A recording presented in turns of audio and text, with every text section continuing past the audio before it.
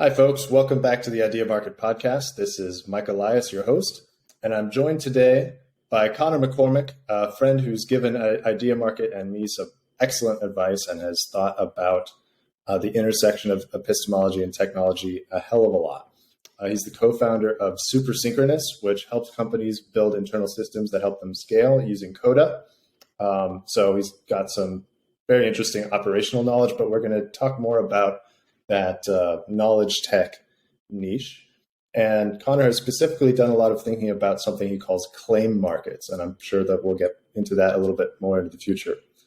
But the first thing I wanted to address is that in our little pre-interview chat, Connor used the verb form of the word consensus, which is to consense. And I thought that was super pro. And, he said that that's just, what did you say? Why did you use that word? What were you about to say that then we hit record about? Yeah, this is why I asked you. I was like, all right, it's time to start because my obsession here and my obsession with the claim market, and also my role as it's becoming in Supersynchronous, is moving around this question of how does a collective group of people consensus on what's true, and if you run a company, then you recognize the need to do this on a local level, right? You have to somehow have some sort of governance and decision-making mechanisms.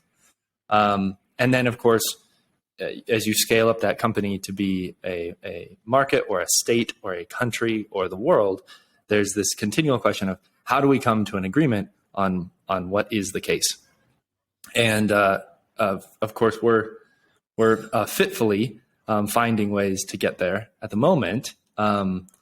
But what I'm excited about is that we have all of this new theory that's been built up around consensus mechanisms, which is where we get, our confidence in the fact that if I have a Bitcoin in my account, that nobody else is going to take it from me, right? That is built on this like Byzantine fault tolerance consensus mechanism.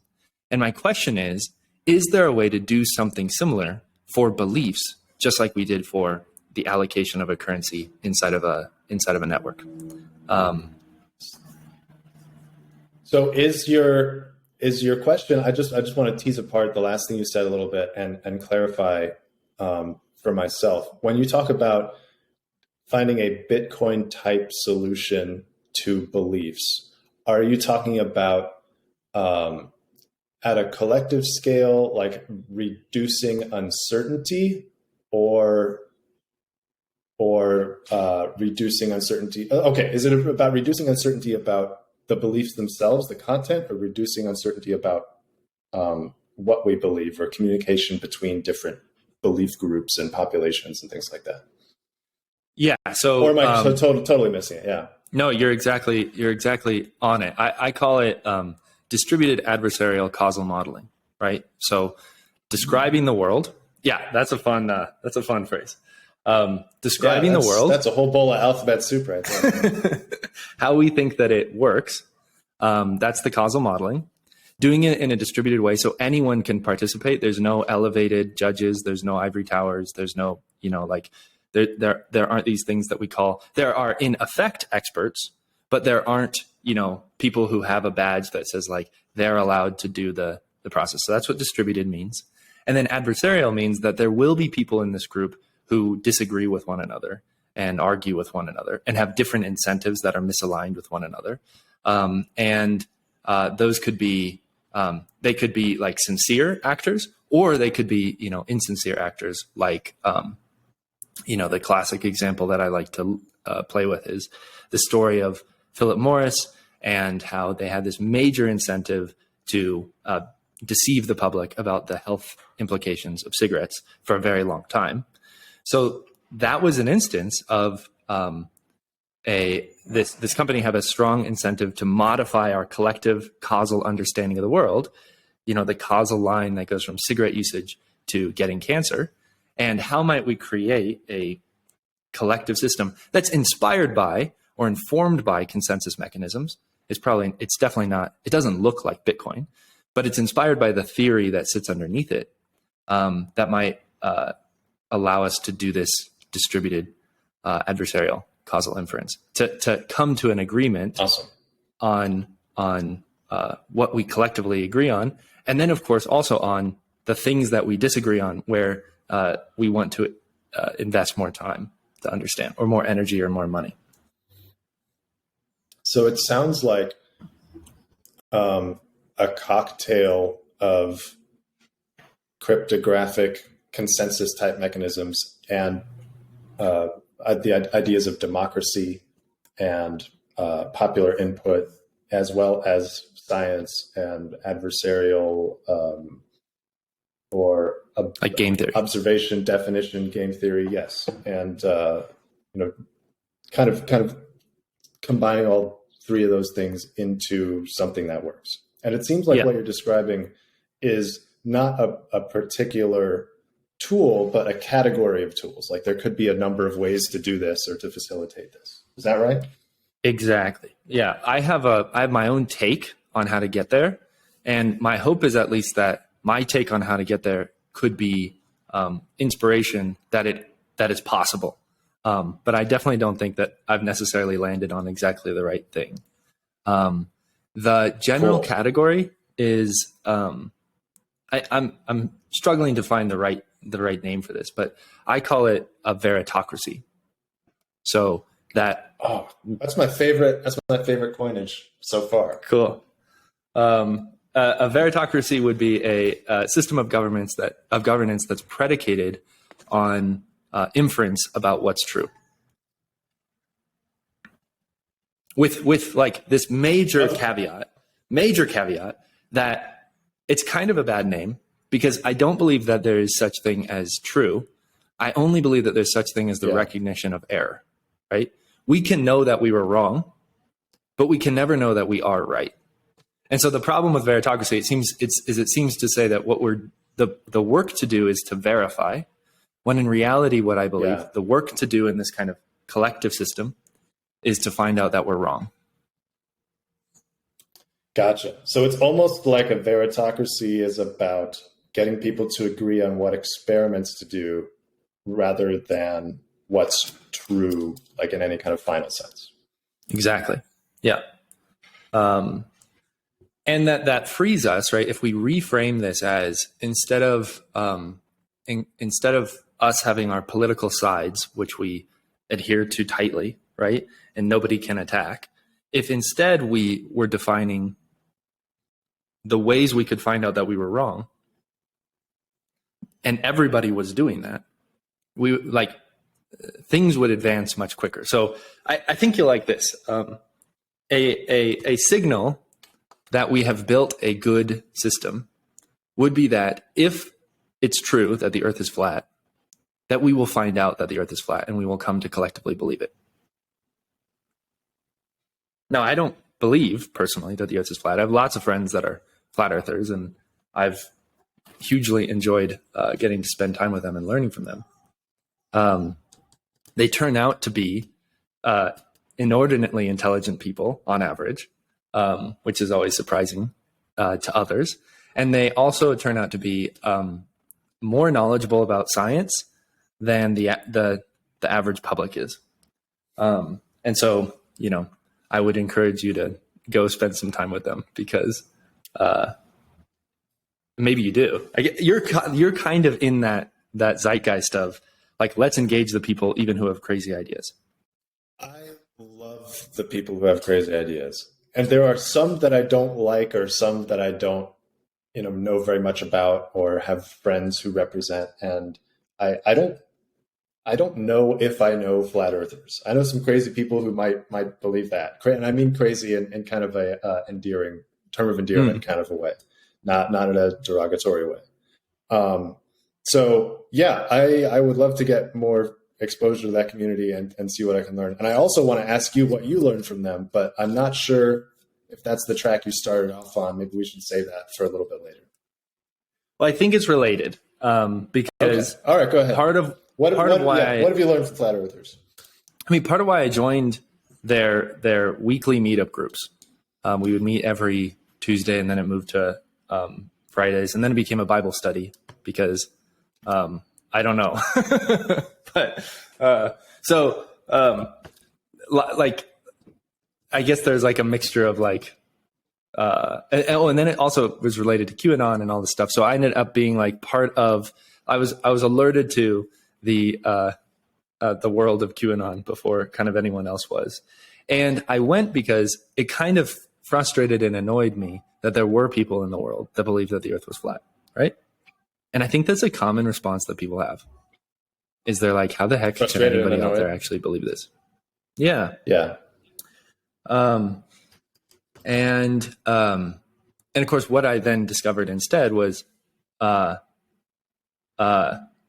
it was surprisingly difficult for me to, prove compellingly that the Earth is round to people who desperately did not want to believe it. With a deep recognition that I desperately did not want to believe that the Earth was flat, right? And so living in kind of that tension, that really important epistemological tension of pragmatically, how would I change my mind and believe that the Earth is flat?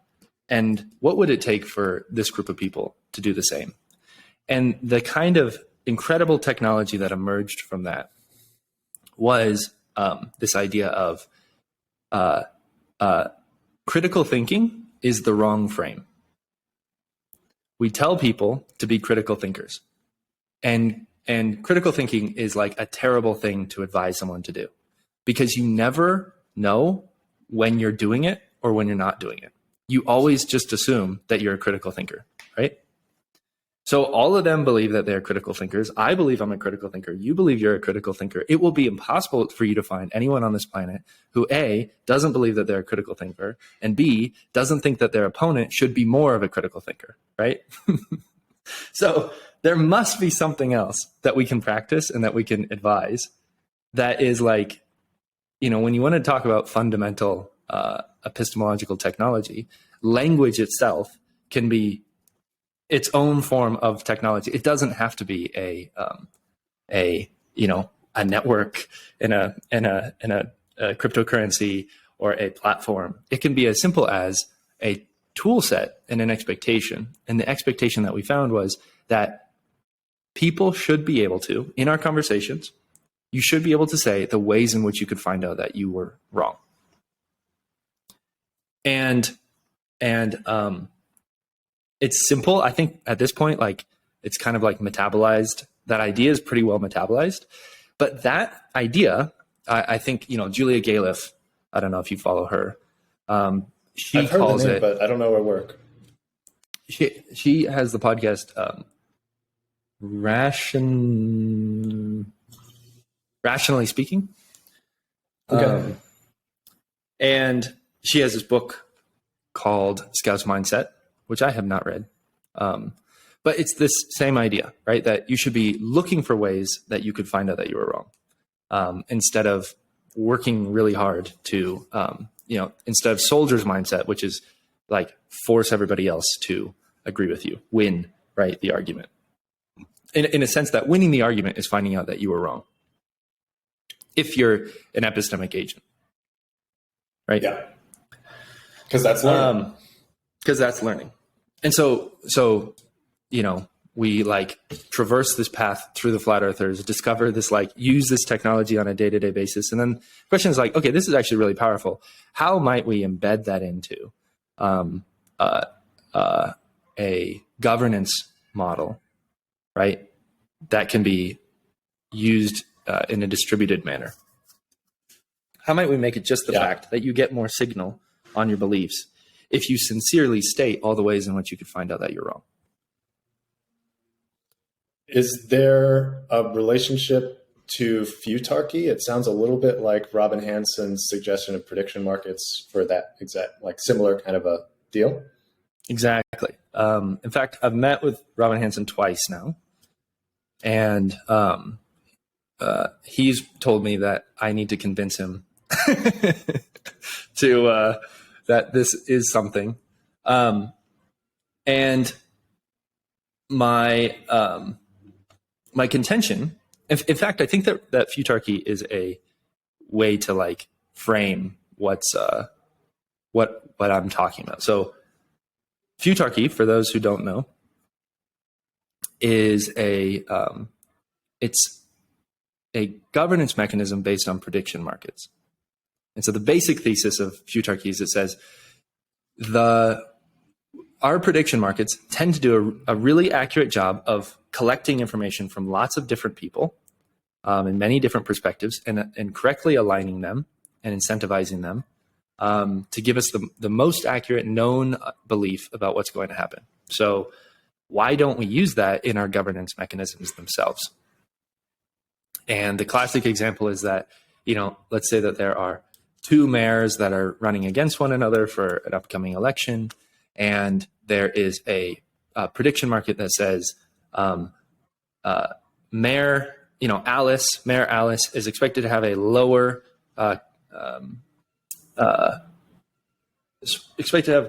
crime rates, let's say, than Mayor Bob.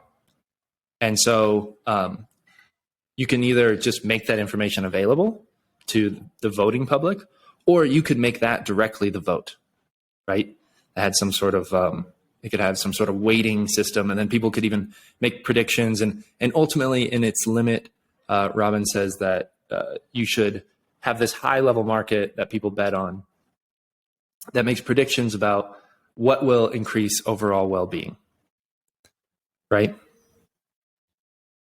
And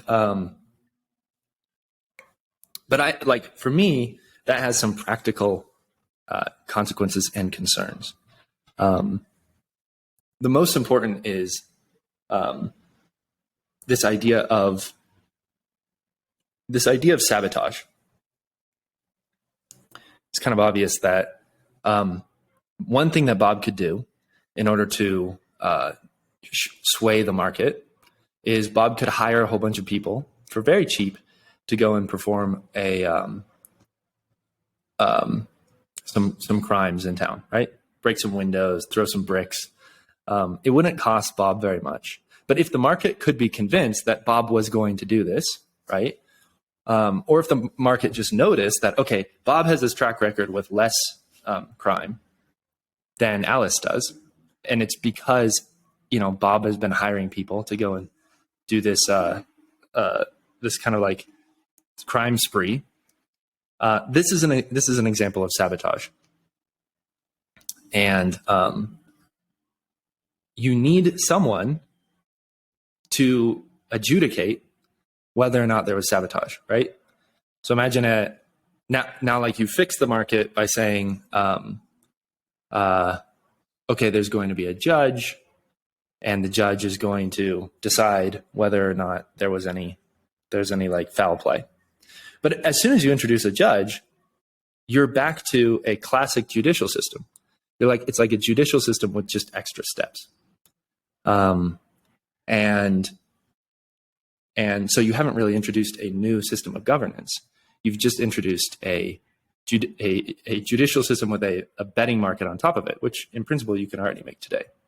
So my question is, how do you bring those betting markets down all the way so that it's inference from the bottom to the top? It's prediction markets from the bottom to the top, including a prediction market that's predicting whether or not there was foul play. Interesting. And you're talking about having like a self-referential network of prediction markets instead of having prediction markets that at some point rely on an axiom that comes from data or something that can be faked or played with in that kind of a way? Yeah, this touches, it's a really good question, because this touches this general issue, which is no matter what system you create, you have to figure out how the data got there onto the chain, right? So if we talk about a blockchain, everybody's like, we're going to fix health data with blockchains, And it's like, okay, great. Or we're going to fix corruption with blockchains. It's like, great. The problem is not actually the data once it's on the chain. The problem is, how did the data get there? And so this is the question of provenance. What is the source or the origin of the data? And how do we know we can trust it? And what you must always, if you could find a perfect signal, like let's just say that for whatever reason, you could point a Geiger counter at some data, and if it made a lot of noise, then it was true data. If there was a true signal of accuracy, then okay, of course, this would be fine. But there's not. That's the whole problem. So we need some sort of you have to perform inference on the data and find out whether or not it is trustworthy.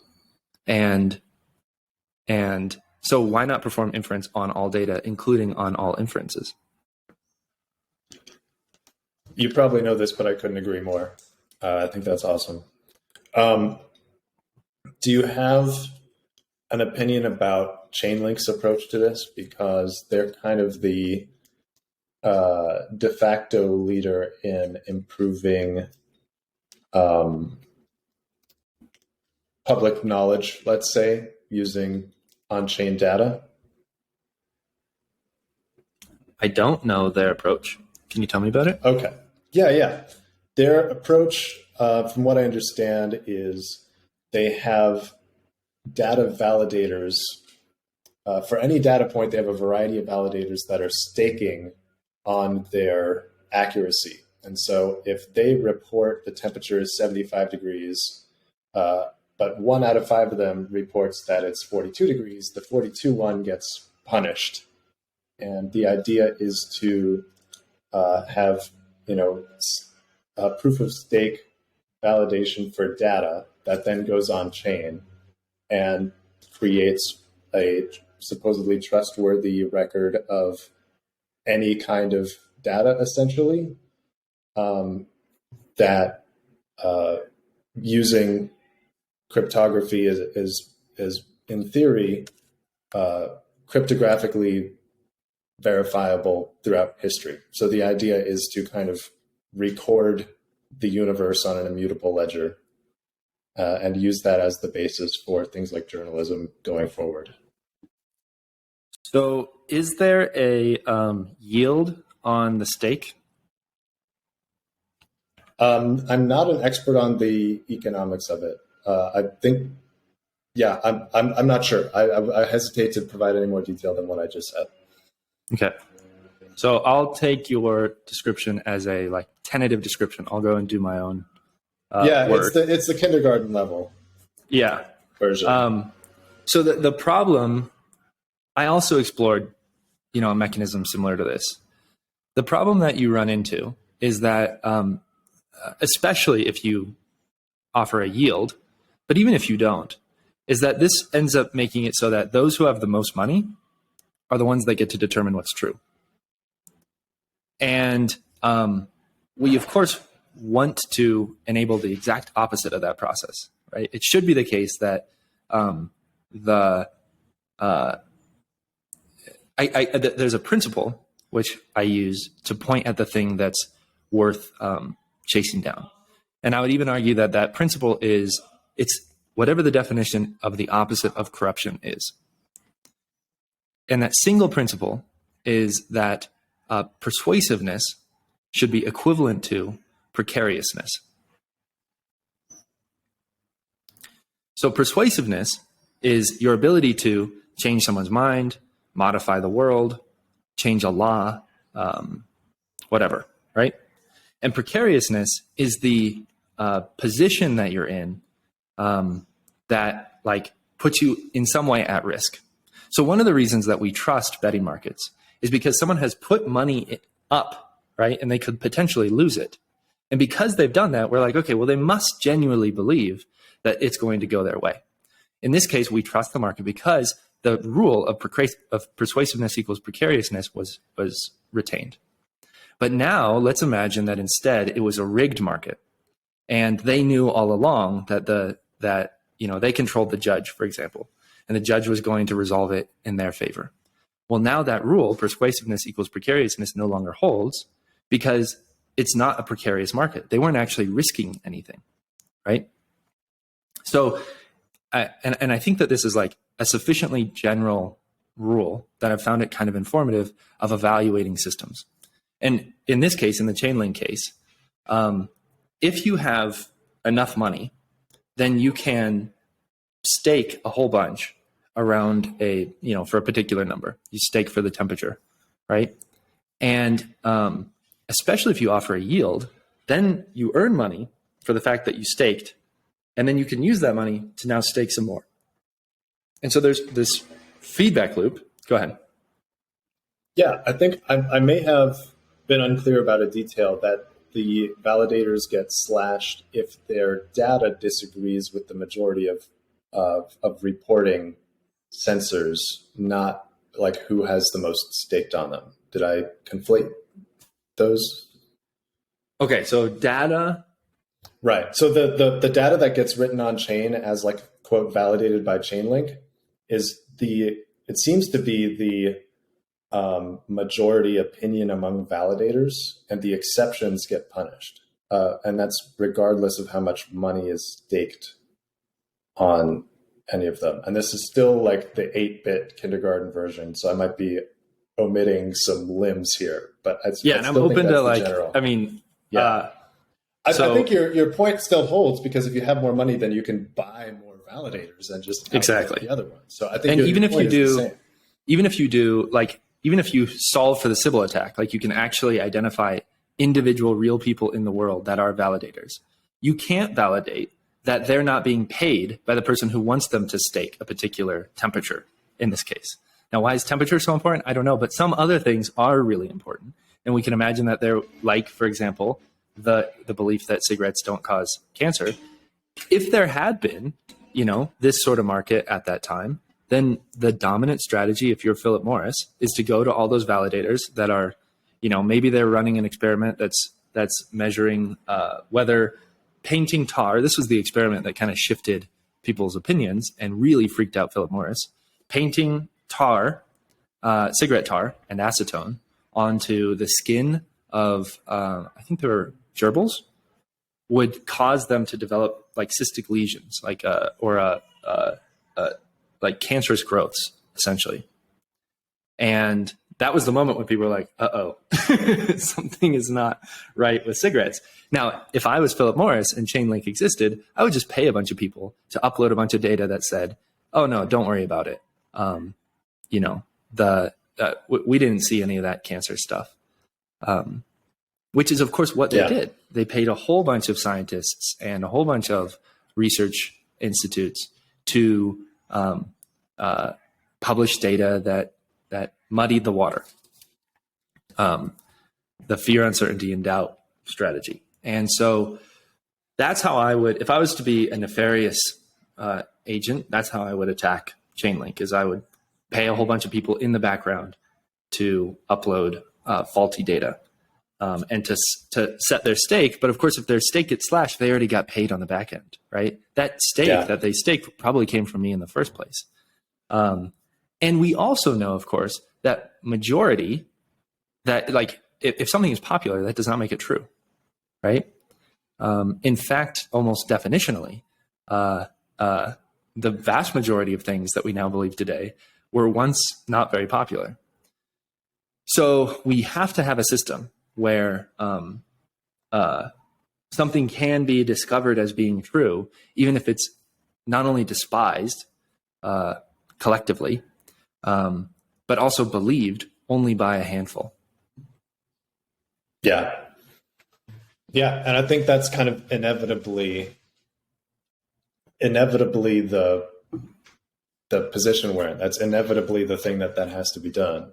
I really like the proof of precarity kind of. I like that description that you were going with.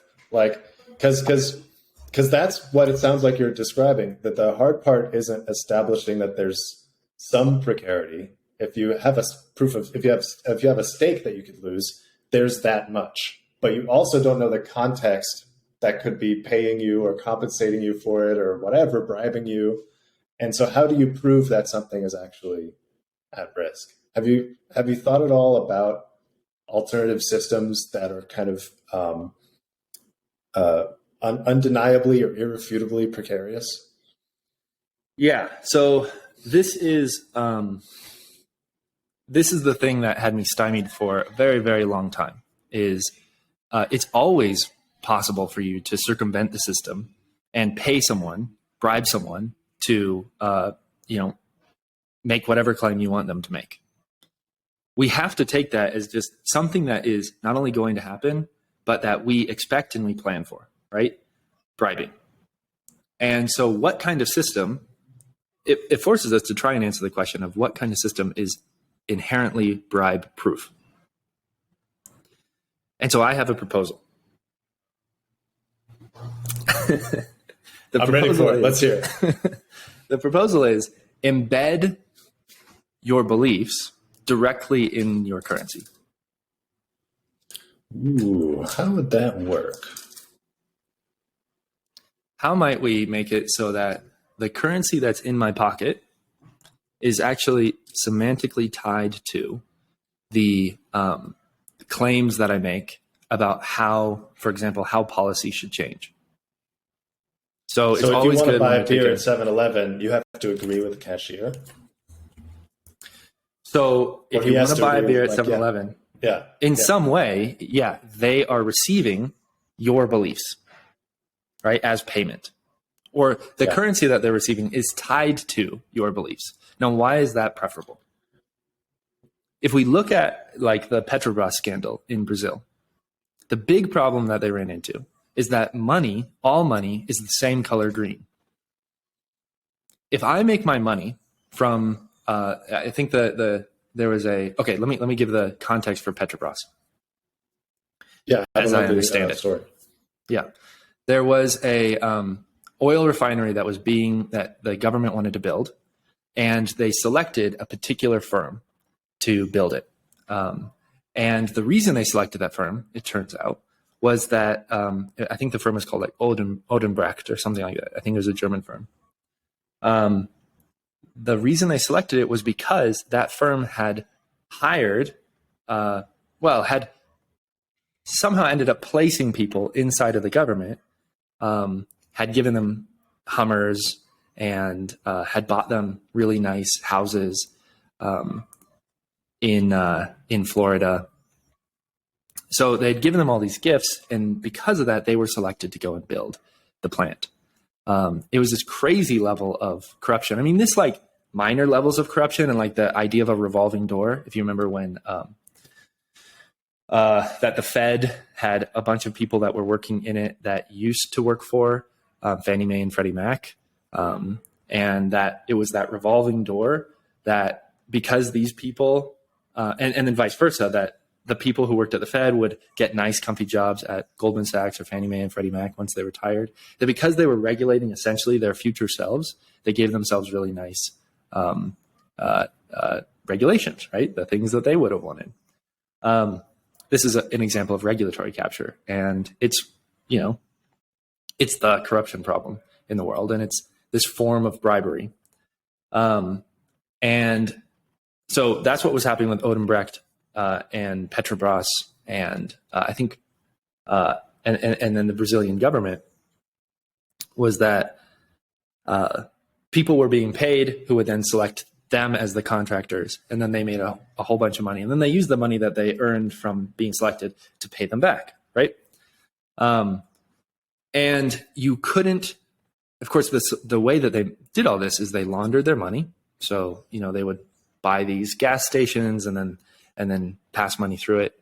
And they would give these indirect gifts. Like they would buy a house in Florida and then give that to somebody. And so the real estate agent would take home cash, and then the person would receive a house. So you couldn't actually point directly to the cash. Now, how would this work differently if you embed your beliefs directly in your currency? Well, what you do is you establish policy on the basis of staking money, right? So people would say, I believe that Odenbrecht should be the one that gets the contract, and that they're going to complete the project, right? And so you stake your money through there. Now, when you go and pay someone, they have to evaluate whether or not they believe that project is going to be completed, right? Whether or not that stake is going to hold. If it collapses at some point in the future, then their currency that they're holding, that you're paying them with, will also collapse, right? It will disappear. It's kind of like quantum money. And also known as money. Also known as regular money. And so that gives them every incentive to really evaluate the money that they are receiving. Now, you might say, but it's going to be impossible for people in practice to evaluate whether every single different possible claim that people have staked is going to hold. And that's true. But of course, it's also impossible for people to evaluate, the entire chain of events that brought them their salmon in the supermarket. And yet they have no trouble looking at the price and evaluating whether or not it's worth it for them to accept. And so that's what I would propose, is that we can have these intermediate markets, which are making bets on whether or not a currency is reliable, whether a particular claim is reliable. And then that could be informative to the consumer, right? Yeah. So you're saying in practice, we can kind of lazy load our relationship to these propositions. We don't have to actually spend a lot of time and effort on them. It's just like at a glance, do we think this is going to hold up before we spend this? It's a little bit like hot potato. And so it wouldn't actually be like every single cashier everywhere has to be a philosopher. Exactly. Very interesting. In fact, people just continue to be economic agents, where they evaluate how expensive something is. But then certain people who have strong beliefs about things can, make claims. Now, the details, I've thought through a lot of the details here, and I'm not sure how well they would translate via audio, or how good I am at, extemporaneously offering them and all the reasons for them. So there's a doc that kind of like encodes all of the mechanisms and why they are the way that they are and how they relate to one another. But I think that this simple idea of what if we encoded our beliefs in the currency that we use is an interesting one. Yeah, I think that's super fascinating. Would it also be possible to make money by being right about things and have the value of your belief currency increase? So you and I think, have different philosophies on this, because you're building Ideamarket around that idea of, if you're early, you should be rewarded. Yes. I'm taking the exact opposite approach, which is I'm saying, for you, it'd be if you're early and if you're right, you should be rewarded, or if the rest of the world comes to agree with you. Right. I'm saying if you're wrong, it should be expensive, and that's it. Okay. Interesting. So the reason that go ahead. How do you? I want to hear what you're about to say, but the question on my mind is, how do you detach one from the other? How do you give a value that only goes down if you're wrong, without having it also go up if you're anticipating value? The mechanism is you have someone stake, and then you just slash their stake in order to pay for the person who did the work that helped to resolve the disagreement. So the way that I specifically encode it is that disagreement, if you believe X is true and I believe X is not true, both of us can stake money. This is called an entrustment. There's your next neologism of the day. Is this your neologism? This is my neologism. Out there, I can Google it. Nice. All right. Entrustment. An entrustment is an investment, but for beliefs. And what makes it unique from an investment is that it can only go down in value if you're wrong. And so if you and I both, if you believe that something is true, then you'll entrust that it's true. If I believe that something is not true, I'll entrust that it's not true. And then there will be these two piles of cash on either side of this claim, right? And because of that disagreement, at least one of those piles of cash we can spend on paying someone to help us resolve our disagreement. But we don't know which one. So someone can come along and they can do some work, and if they submit it to the network, and if the network finds it informative via its own mechanism, then we can pay that person with the money of whoever was wrong. Got it. So we're paying someone for the labor, for research labor. And you can imagine that this becomes a solution to the problem of like, how do we fund basic research? But also, how do we fund really important research credibly, right? Here, what we've done is the people who believe that X is true have put up money, and the people who believe that X is not true have put up money. And so there's no incentive, like they're not being paid. They don't have a dole that's coming directly from Philip Morris. They have, they're going to be paid by whoever ends up being wrong. Okay, so it seems like in order to maintain like skepticism about provenance, maybe the payment or like the way one of these would be settled, because it sounds like there are some prediction market similarities, only it's like the Oracle. Not the Oracle. It's like the Oracle type role gets paid by the loser, and the winner gets nothing. Yeah. And then there's like a Byzantine fault tolerance proof that you offer. We call those verifiers, or maybe better, they're disverifiers, right? And they're the people. There's some disverifier market where somebody gets selected, hopefully like in some random way, and we can make some proof about like, what's the probability that Philip Morris has gotten to those people and has, so it's like jury selection, right? Okay. Yeah. Well, I mean, it's like a networked jury selection in a way. Yes.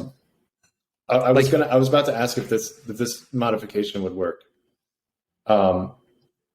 If what do you call the person who settles instead of the Oracle in this case? Let's call them the researcher. The verifier. Or the researcher, yeah.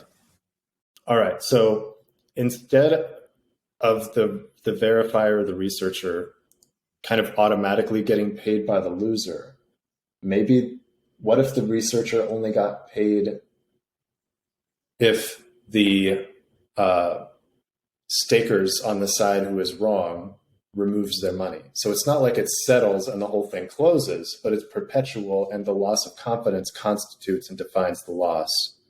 And that's how the verifier gets paid, by spooking them side of it. I would. Yeah. So then my question would be, what spooks financially? What's the thing that spooks the people on the other side, the people who are wrong?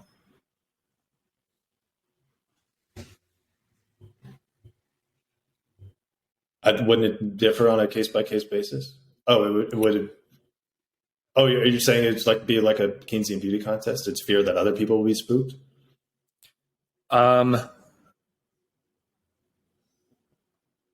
yeah. So that would be like the traditional market approach. You'd have like a literal currency. Yeah, but I'm not suggesting that. I'm not suggesting that, though. I think I like the prediction market version more, where your stake isn't changed depending on what other people do. You only lose if you pull out. But then why would anyone ever pull out is my question. Because I think that could be I think this could be a valid alternative. When I thought, and this is what I wanted to do as well. Like, how do you get people to voluntarily remove their money from the market? The problem is, though, that you can't know. They have no reason to ever remove it from the market because how do they end up getting slashed? In some way, someone has to get slashed, right? Right. The market has to resolve. So, but I think that there's like there's a consent part, which I think is credible, which is you want people to consent to being resolved against under certain conditions, right? You want them to say, I would be wrong if. So that's what I call this layer that sits above. What we've been talking about is the claim market. The claim market is like this simple mechanism that embeds your belief in your currencies. But then the causal market is that layer where people make specific statements about, this is what it would take for me to be wrong. And so that solves your consent problem, right? Because now they're saying like under these conditions, I would be willing to, give up my money. And in some sense, it's kind of beautiful because it's them paying for the opportunity to find out that they're wrong, right? Which not everybody would do, but I would do. You would probably do. I like the subjectivity of it, that it's not saying, it's not really outsourcing the decision to someone else to decide what constitutes being wrong. It's that people can participate in the settlement and not have a ruling made against them by some arbitrary party. Exactly. But then the question is, why would anyone ever make statements about how they could be wrong, especially if they're a bad actor? If they're a sincere actor, if they're a true scientist, then sure, they're going to be willing to. I mean, this happens all the time in science. There was the famous, when RSA, the encryption approach was created, there was a bounty that was put out for anybody who could break it. And, it's this classic example of science being so interested, or in this case, computer scientists being so interested in the answer that they and so confident in their result that they were willing to put this bounty. I think it was only like $100 bounty, maybe. Yeah, it wasn't very much. And you also see this like with the Riemann hypothesis and with all sorts of things. But if you're a bad actor, or you're a motivated actor, like Philip Morris, why would you ever make statements about how you could find out that you're wrong?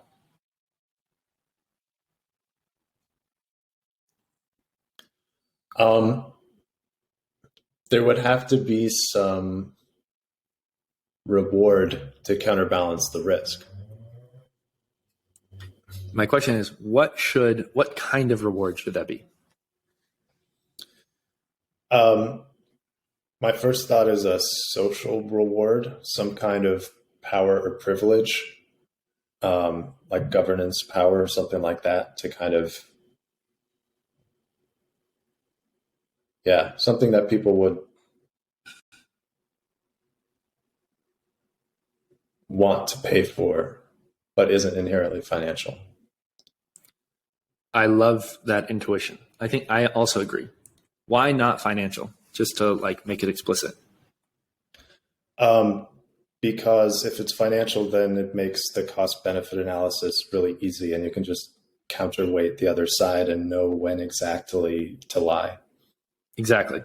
It ends up being this feedback loop from specifying from having money or power. You can always convert money into power at some exchange rate. So having power and being able to convert that into control over the belief, the collective belief, and then taking that control over collective belief and be able to convert that back into power. And control over collective belief also, by the way, can be essentially policy. And this happens all the time where, right now there's $150 billion, maybe, dollars in subsidies going to oil companies. The reason that there are still subsidies going to oil companies is because the oil companies had a lot of money, spent it on lobbying. The lobbying resulted in them getting these subsidies. These subsidies now give them cash, which they can spend on lobbying. And if anybody were to oppose it, then they wouldn't be able to get into Congress, right? And so there's that classic example of the policy to power to money loop. We have to cut that loop on at least one of the sides, either from power to policy or from policy to power. And I think your intuition is right. You cut that loop from policy to power. You don't allow people to convert to be paid for setting the policy. Instead, they pay for the opportunity to set policy. Cool. That makes sense. Well, wait, it's crazy to you that makes sense. Yeah. Because it's crazy to me. It's crazy to me. It's crazy. Did I say it's crazy to you? It's crazy. Yeah. It's crazy that to you that makes sense. Because many people, upon hearing the sentence, people should pay for the ability to change policy, have an immediate reaction that's like this. It's like, no, of course you shouldn't do that. Right. I mean, it does. I can see how it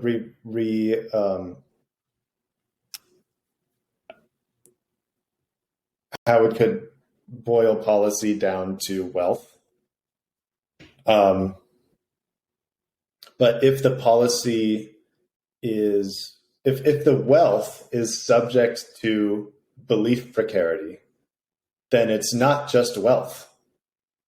So you can shape policy all you want, but if you're wrong, your wealth is going out the door. You can buy policy all you want, but if your wealth is wrong, it's not real.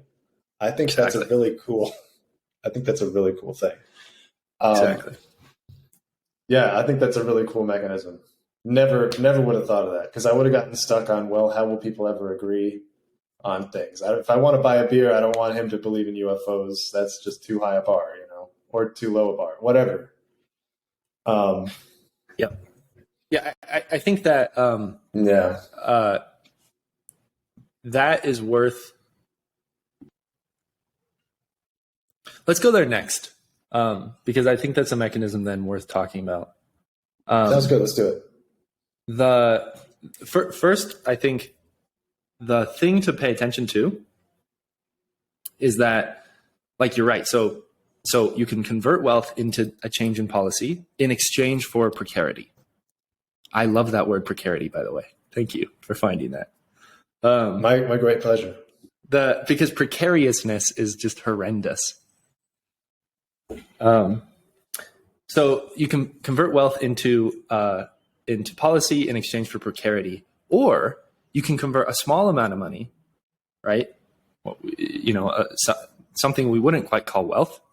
You can convert a small amount of money into the same amount of policy change in exchange for lots of precarity. Say that again. So the second part? The point of talking about it, the point of mentioning this is that we don't want wealth to be identical to influence. Instead, we want some like tensor product between or like the product of amount that you risk and how risky the claims are that you're making.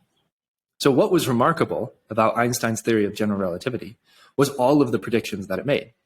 It was highly precarious, right? Or as Popper would call it, it was highly falsifiable. And because it was highly falsifiable, that's what allowed us to change policy or collective belief about how the universe works. And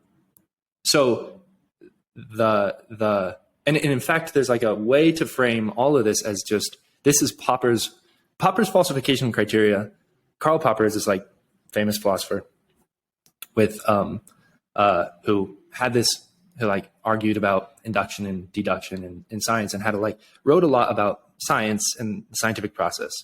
And he was reacting to what he had seen happen in Germany, because there was like this perversion of the scientific process. And so he was like, well, what safe rules can we follow that allow us to consensus on what is true without external political power being the source of the conclusions that we come to? And what he came up with was what's now called Popper's falsification criterion. And it just means that you're able to invalidate certain claims. And my claim is actually that what Popper did was, of course, very valuable for science, but we can literally just port it exactly to, instead of talking about what should science believe, we should talk about what can we credibly, collectively believe, right? That ultimately how we allocate our beliefs is how we govern ourselves. And that we can take this notion of falsification and we can extend it with this idea of precariousness. So then, therefore, it's not just billionaires that end up being the ones that get to influence policy. It is the most precarious ideas, because ultimately, even if you put $1 billion into something that's bullshit, it's going to be cut away at. I mean, that's a big, chunky piece of meat that the world's researchers get to pick away at if you're wrong. It's this funding source for them, right? And so no matter how much money you throw at it, ultimately, you can resolve down to the most precarious ideas winning. I love this. I think it's pretty doable. I think this is technologically doable. Yeah, I'm into it. And go ahead. I was just going to say, it sounds like this kind of takes Popper's falsifiability out of the sort of institutional context and puts it in your wallet. It's in every little. It makes it personal. Yeah, exactly. That right now what we have is a lot of political agents, right? I think the people who say that everything is political are basically right. And I don't know for certain whether that is a feature of our, I don't know if that's a feature of our current political process or if that's a true feature of the universe. But like something that does seem true to me is that everybody is taking part in the in contributing to our collective understanding of the world. That does seem true. And that also seems like something that we want, right? Because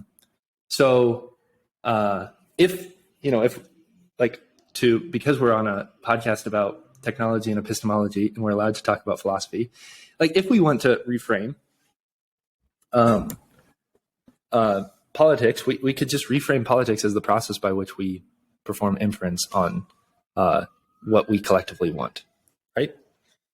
That ultimately, that's the role that politics plays, and all the power dynamics are a function of different beliefs and also of different preferences.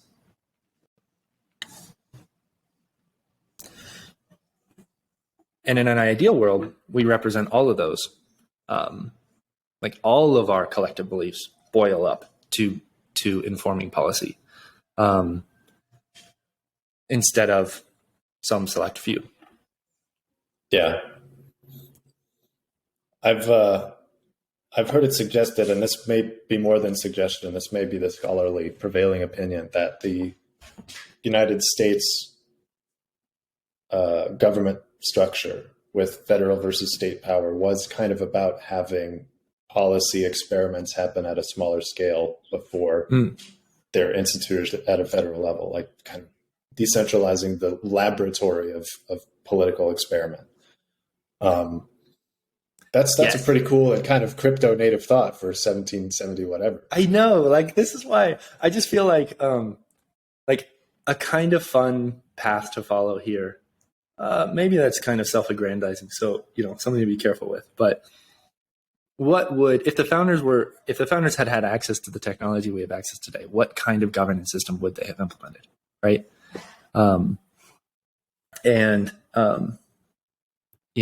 It's impossible to know, and yet given like you can still feel the influence of the principles that they chose, right, and the mechanisms that they chose,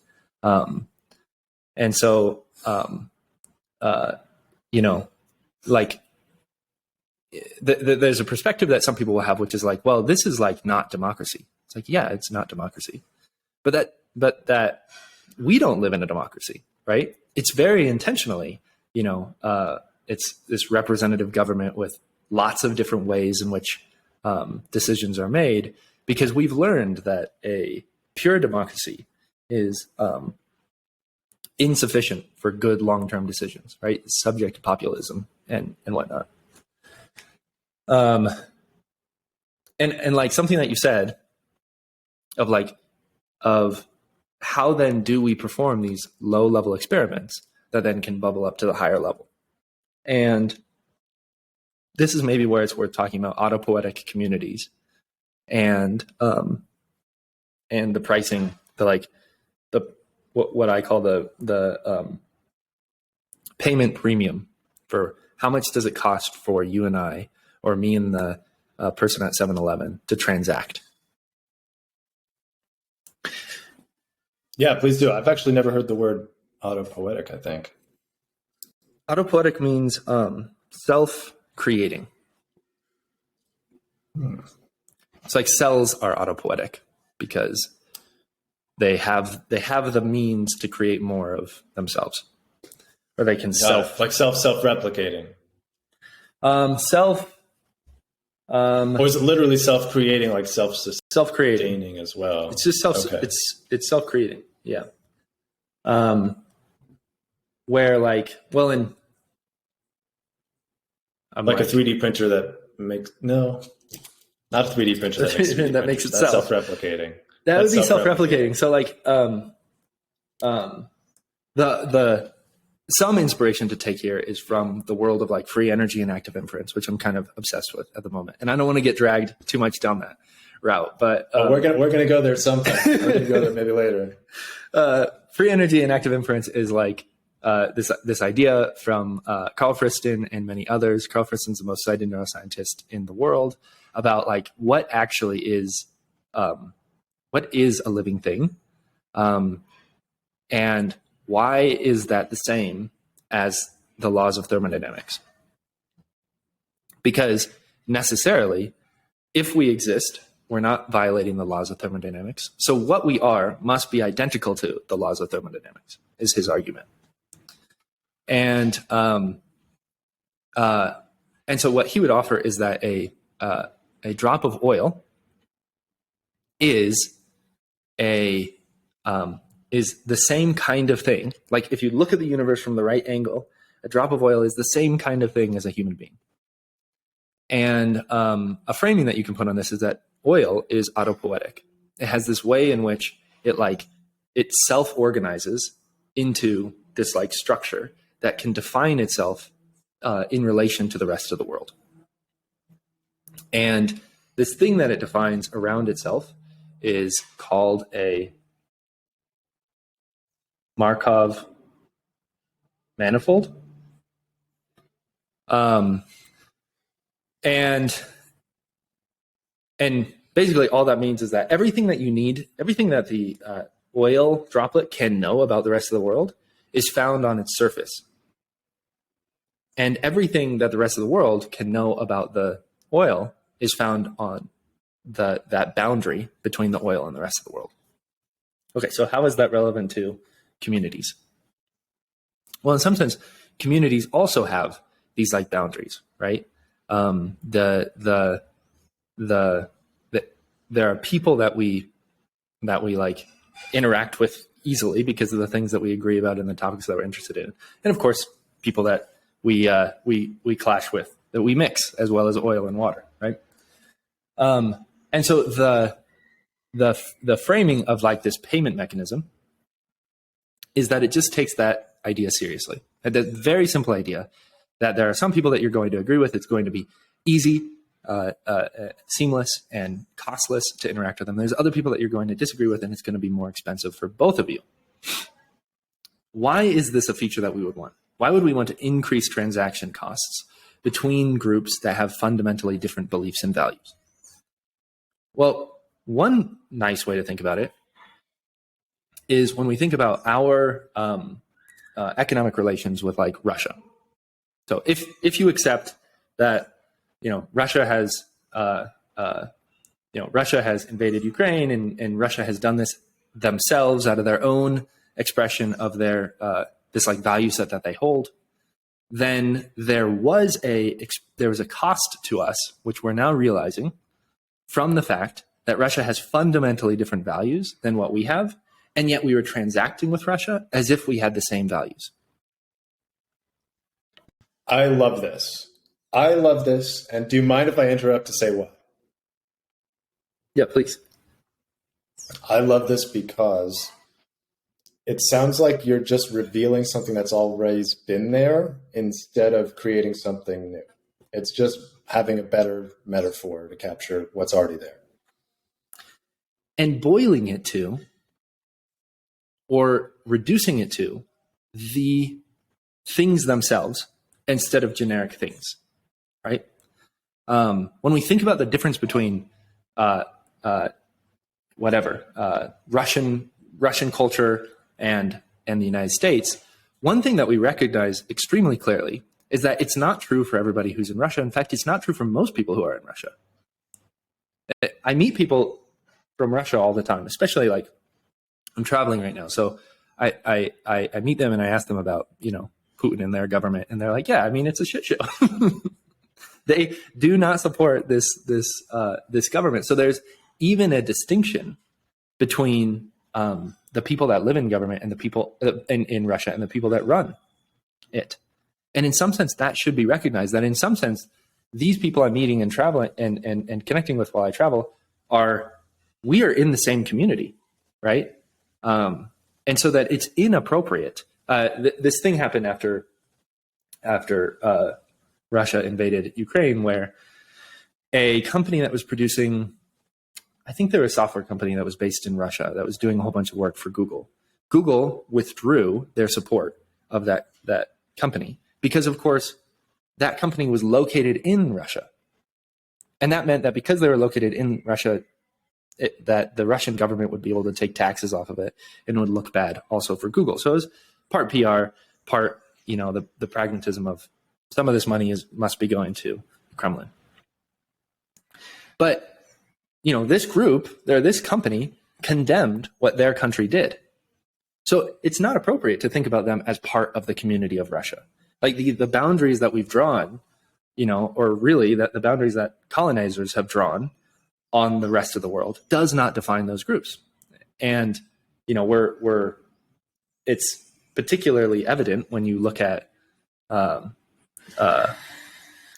boundaries that are drawn in countries in the Middle East, and then you look at their ethnic graphs, and it's like, oh, well, there's like 4 completely different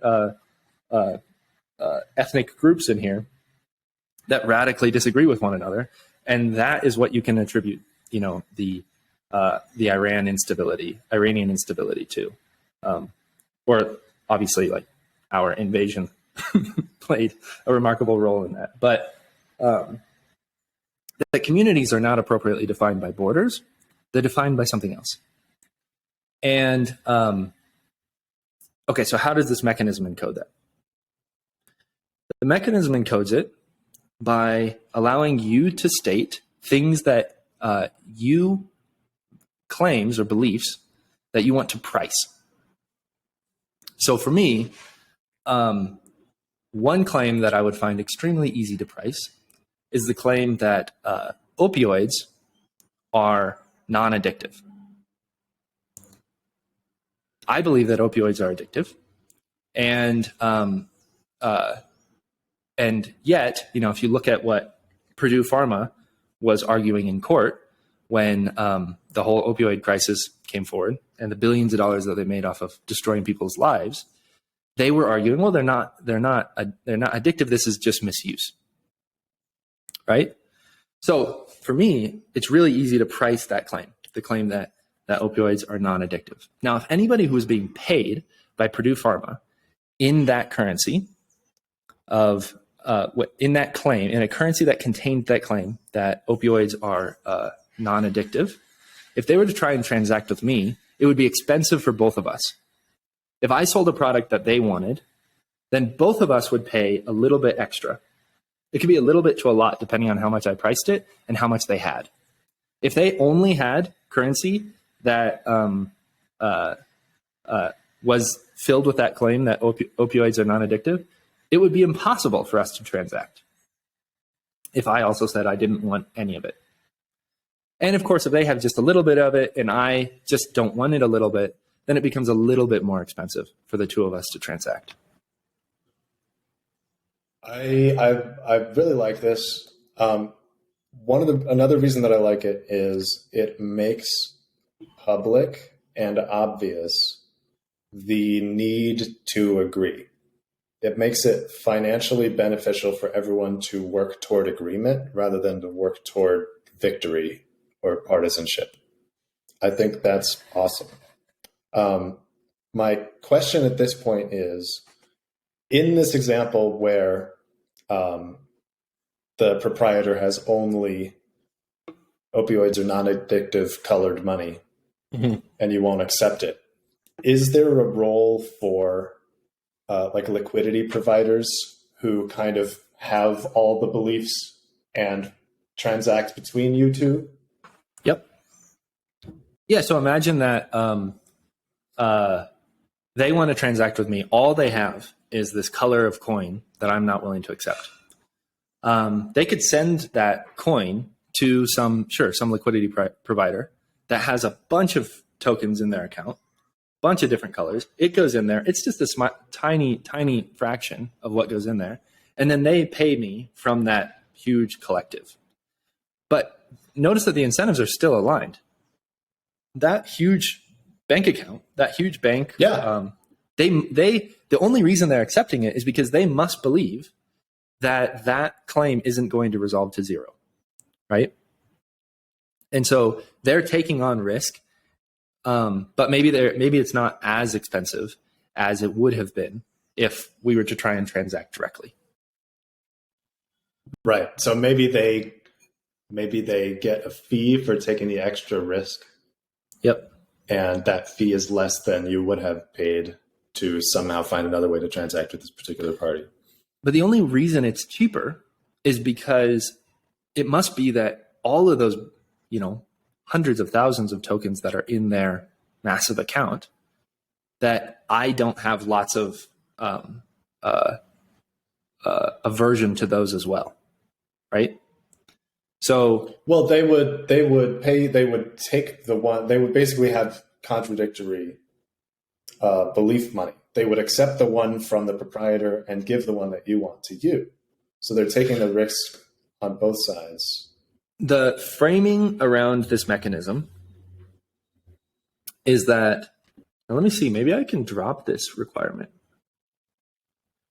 The way that I'm currently thinking about it is that when you make a payment, a fraction of every single claim that you've accepted is paid to somebody based on how much of each of them you have. And so what that would mean is that I wouldn't be able to get any pure, let's say that there was a claim like the speed of light is, or a particle will never exceed the speed of light, right? Well, that seems like one that everybody would be willing to accept. So why wouldn't the entire market only be transacted in that currency? Because it reduces transaction costs for everybody. And the way that we avoid this is through this mechanism that pays someone with a slice of my entire account. And you can kind of think of it like if we stacked cheese rounds on top of one another, and I wanted to pay you with that cheese, instead of giving you the one piece of cheese that you like, the cheddar, we have to cut out equal proportions of every round of cheese and then pay you in a piece of each of them, right? And this ensures that whatever the risk is of my account, whoever I'm transacting with also takes it on. And it also saves on people having to evaluate every single one in there, because you can imagine that transactions, the real cost of a transaction would be having to look at every single one and be like, okay, I want this much of that one and this much of that one. So we collapse all of that with this mechanism. So it's kind of diversified in a way. Yep. So could that be abstracted away to such a point where it feels like one currency completely in practical use? In the end, the user experience is that they just see a number in their account, and they see a cost to disagree or to purchase, right? The disagreement premium on this is X. And they have an interface where they set or you and I set the claims that we've priced. And so it's pretty simple. It does mean that sometimes the value of your account will go down in value because claims will be resolving, but it'll also be going down on average for everybody else at the same time. And so there will be a loss in terms of numbers, but if you're holding the same thing the rest of the community is, then it's deflationary for everybody. And so it ends up being the same value. The only difference in terms of what you'll experience when you're in the grocery store is that when you go down the line, you may see digital readouts of how much something will cost for you based on the supply chain that offered that like put that cheese in the grocery store. Because, if you say, I don't want to purchase anything that involved child labor, then it might be more expensive. Then companies, in order to like localize those costs, might like get it down to the garment itself, right? If you're in the grocery store, if you're in Walmart and you're buying jeans, then it might be that for those jeans, the child labor disagreement premium is really high. And so you might be like, oh, okay, it's normally X, but it's, $15 more. I'm just not gonna buy that. So that would be the only like localized way in which your shopping experience will be different. So it seems like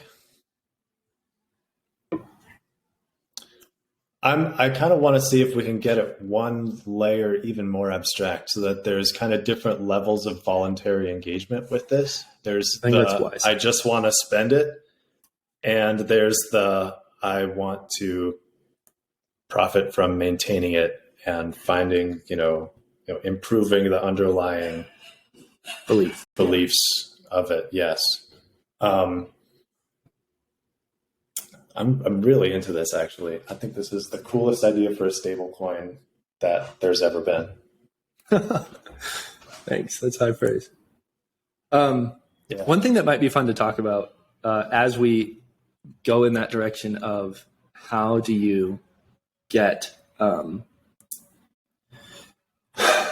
how do you build the right interfaces? Because what we're talking about is like, what are the user interfaces?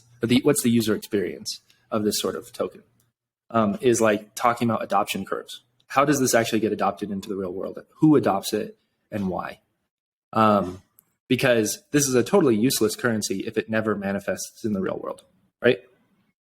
Somebody is voluntarily signing up for the system, knowing that the only thing that it can do for them is lose them money and make things more expensive. So why the hell are they participating? And there might be a handful of answers to this. The first answer is that you can offer this as a product that other companies can use to verify some sort of data, right? So this would kind of be like the Chainlink use case. And to give an explicit example, I have a friend who's building decentralized Yelp. And this friend has to verify that the reviews are coming from real customers of those businesses that have not been paid by those businesses. Well, the amazing thing about a claim market is they can just hit a claim market API, make the claim. This was a real customer who was not paid. And then that instantaneously creates an incentive for people who are, verifiers in the market to go and try and find out if that's the case. Now, they don't have to figure out mechanisms on their end for their decentralized app. They can just hit the API for the claim market and then get back that result. And then they can use that in whatever their ranking algorithms are. The claim market gives a 58% on this. So you take the expected value of the rating and the blah, and then da-da-da-da. Like they can do whatever algorithms they want, right? So that'd be the first approach, is that this is just a utility that is used by decentralized tools. The second approach is that this can be a governance mechanism for a company that wants, or for a community, or for a DAO that wants to have a extremely credible policy setting mechanism that keeps people honest, right? And so then you position this as, this is a product that you can adopt as a DAO. And we're experimenting with it right now at Supersynchronous. So Supersynchronous is a guild structure. And a guild just means that we're all independent freelancers that work together as a collective because we get benefits from the brand of Supersynchronous and from sharing information with one another and from some of the financial stability that comes from, all contributing back into one pool. But that means that we need to make decisions about where does money go, right? We have a bard, for example. Sam, of course you know Sam. Sam is our bard. He's our bard. That's awesome. What does that mean? What does a bard do? He sings songs about us. That's what that means. That's the best job. That's amazing. Yeah. That's awesome. But he works for the collective, right? And so we have to make decisions about how much do we pay him, and when he does something that's really cool, how do we reward him, and all of that stuff. And who should be involved in the group, and all of those questions. Those are things that you have to answer with a decision-making mechanism. The classic one is derived from the fact that we normally use corporations, and corporations have CEOs, and then they have boards of directors, right? And so this is just an alternative mechanism to CEOs and boards of directors. And we can just think of it as a governance mechanism for that.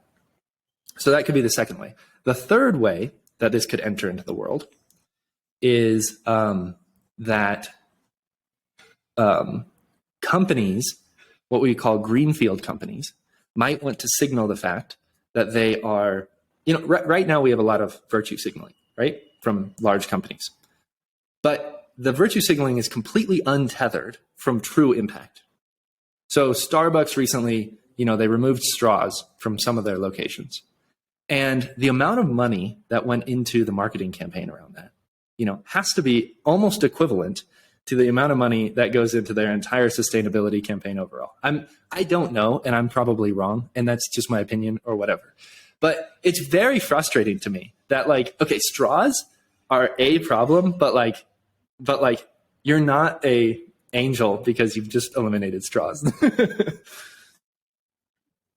I think Zizek's idea was that a lot of activism is actually about providing a release valve for people's guilt without actually changing their without behavior. modifying but reality. That's just me being a psycho nerd about it. I'm not trying to get off track into that.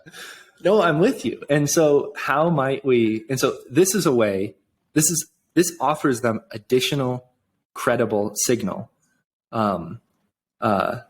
because ultimately it forces them to put their money where their mouth is. And they can adopt this marginally. They don't have to pay everyone in the company with this. They don't have to adopt it as a single currency. They can just adopt it partially. They can entrust in certain claims. They can set certain stances.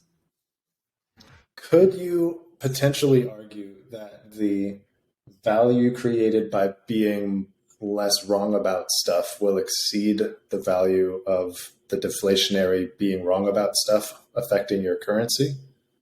Then this is my final claim, is that so now we're imagining that we have this world where some people are using it because it's useful for them. Some people are using it because it's a useful governance mechanism. Some people are using it because it gives them a useful credibility signal.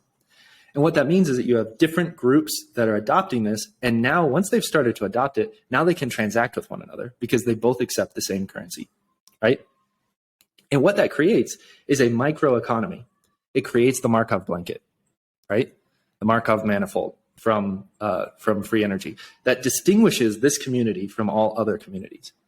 And our claim will be that that community will do a better job at more quickly arriving at good collective governance mechanisms for themselves than they will to the surrounding economy.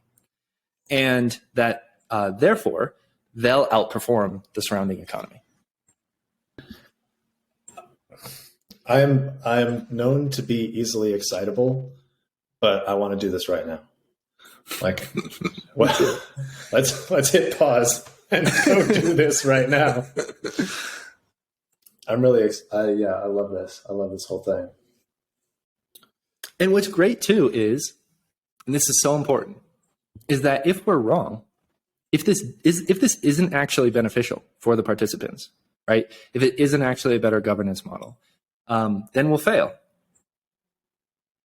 And that's amazing. Yeah, NBD. Because the last thing that we want to do is to force onto the world some, adrenaline inducing mechanism like Bitcoin that everybody buys into so that they can get rich quick And that ultimately has unknown consequences on us and on the planet. Like Bitcoin is it's important because it gave us permission to try interesting things. But like, to me, Bitcoin is an externality, right? It allows for a lot of purchases of goods that otherwise wouldn't have been purchased and that we might not necessarily want to be untraceably purchasable. Same with Zcash. The environmental impacts. And then what's the long-term impact of having a deflationary currency as the de facto standard? Genuinely, I don't know still. I don't know. Yeah. And it's not that like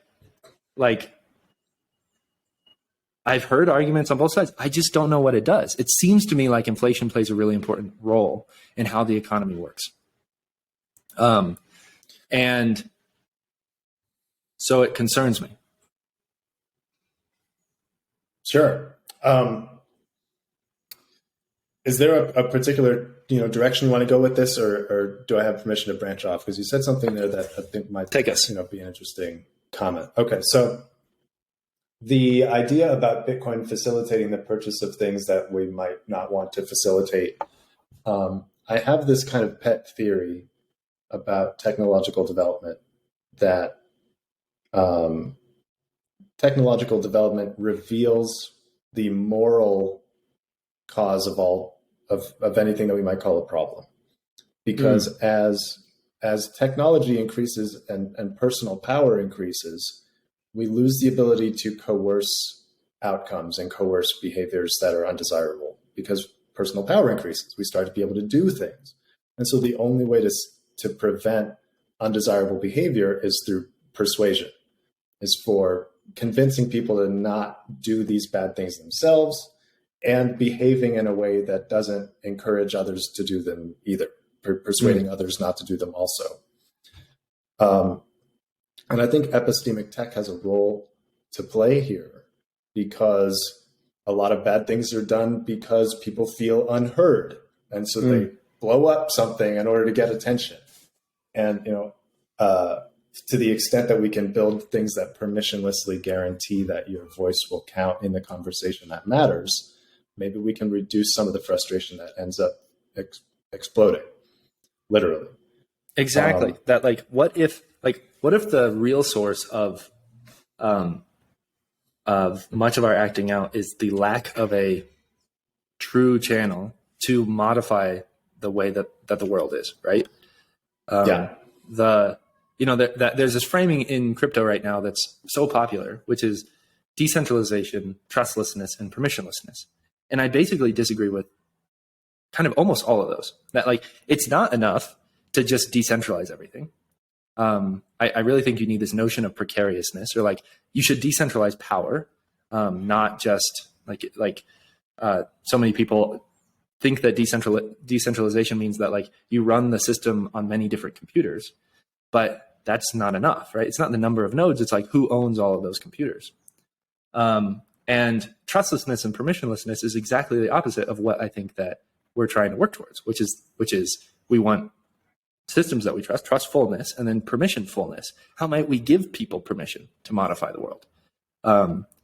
And I understand that it's generally it's not generally when people say permissionlessness, they mean that there's no gate to get in, but I would just call that permission. How do we give people permission?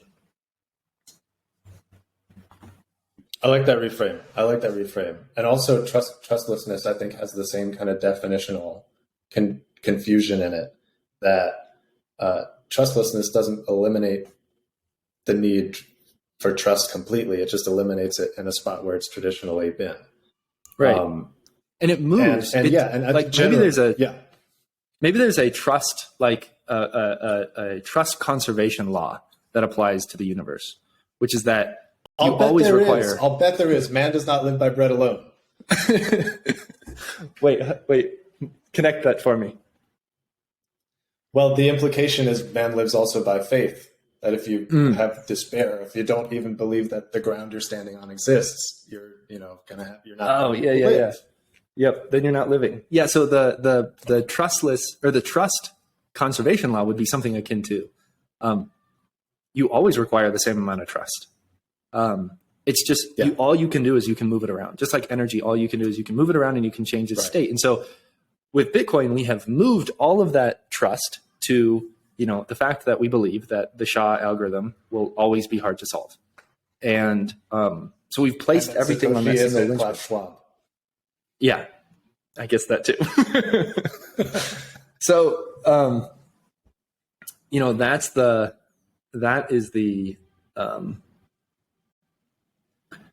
that would be my claim, is that like we want trustful systems and yeah, I love that.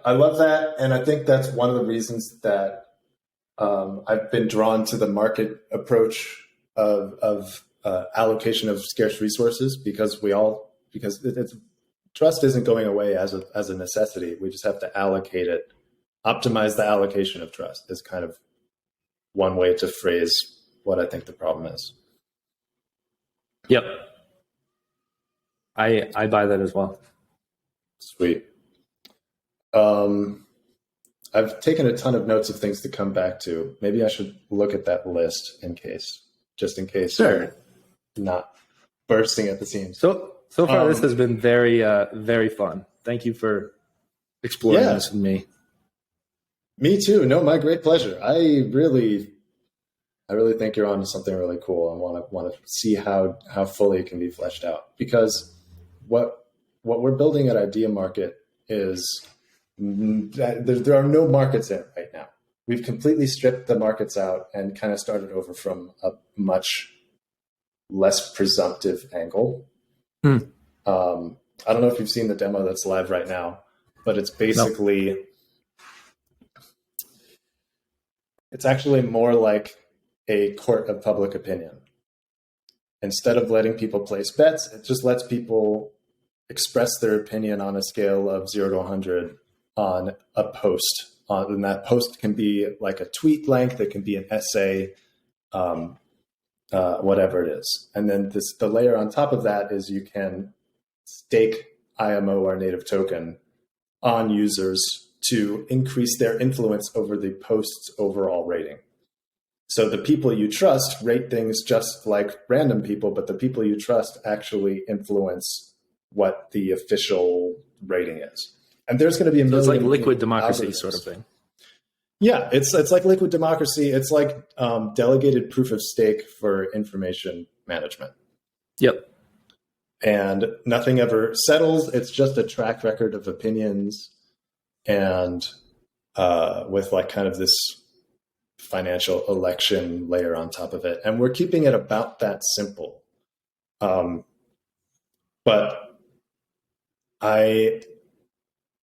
what I expect to be able to do in the near future is, if this gets any modicum of adoption, what we'll be able to do is do prediction markets about public opinion. Instead of saying, what will this data say at this date, we can say, what will the public believe about this particular thing in 1 year?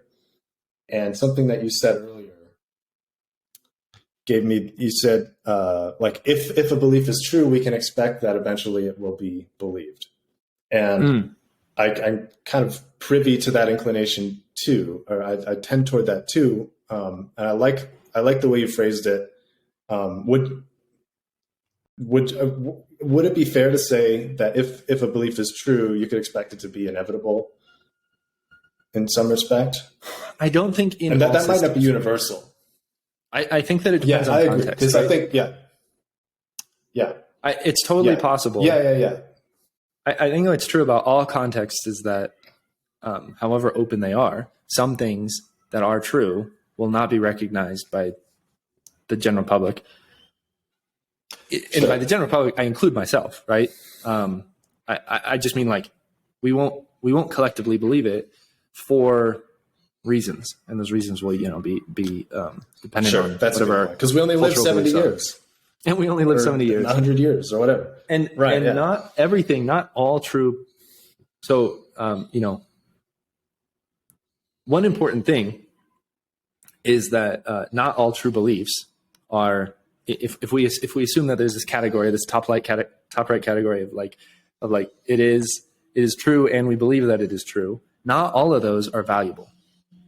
We can think of we can think of innumerable cases where there is the location of every single gas molecule in this room is the kind of information that I could hold a true belief about, but it genuinely does not matter. And so I think that what is important in any system is is coordinating around not only, of course, what is the case, but also the ones that matter. Yeah, that makes a lot of sense. But take me where you were taking me around. You're guaranteed to believe. I think it's true for our country. And not just I can think of a lot of States, exceptions, though.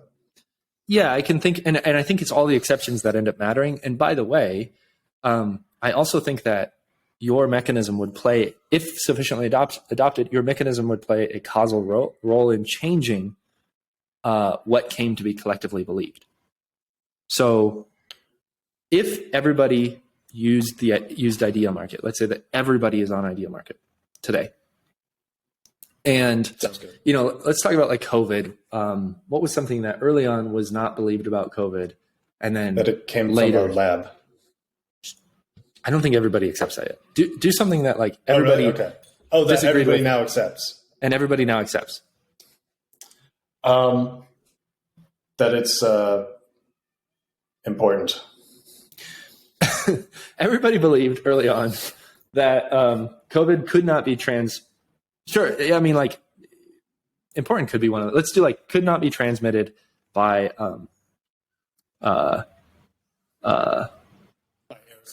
in the air. Sure. Yeah, that was something that I think. Yeah. Or maybe on surfaces. And then we found it was surface only for a long time, right? Yeah. Or maybe that was it. Okay, sure. Let's say that was the case. If you have a market that keeps track of collective public opinion, that like can track those swings, then because now the world will remember that it was wrong, what they believed earlier on, it will give additional incentive for people to continue whatever the narrative was, right? If they really are trying to control the narrative. Or if they're just trying to avoid looking bad, right? And so, it's not enough to just converge, I don't think. I think you need to, I think the mechanisms that you institute play a causal role in influencing the reality that they live in, right? Absolutely. Which then plays another causal role in influencing the mechanism. Yeah, infrastructure is philosophy. Yeah, and that orientation is mechanics. That the kinds of people that adopt a thing cause the thing to be the thing.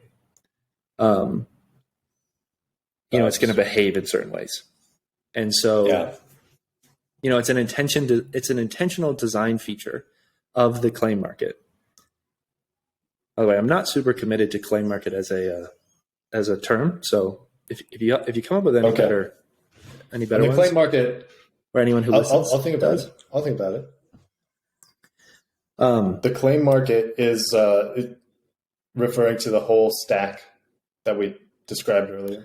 Yeah, confusingly, it refers to both the claim, the causal market, and then also whatever we end up using as the preference inference mechanism.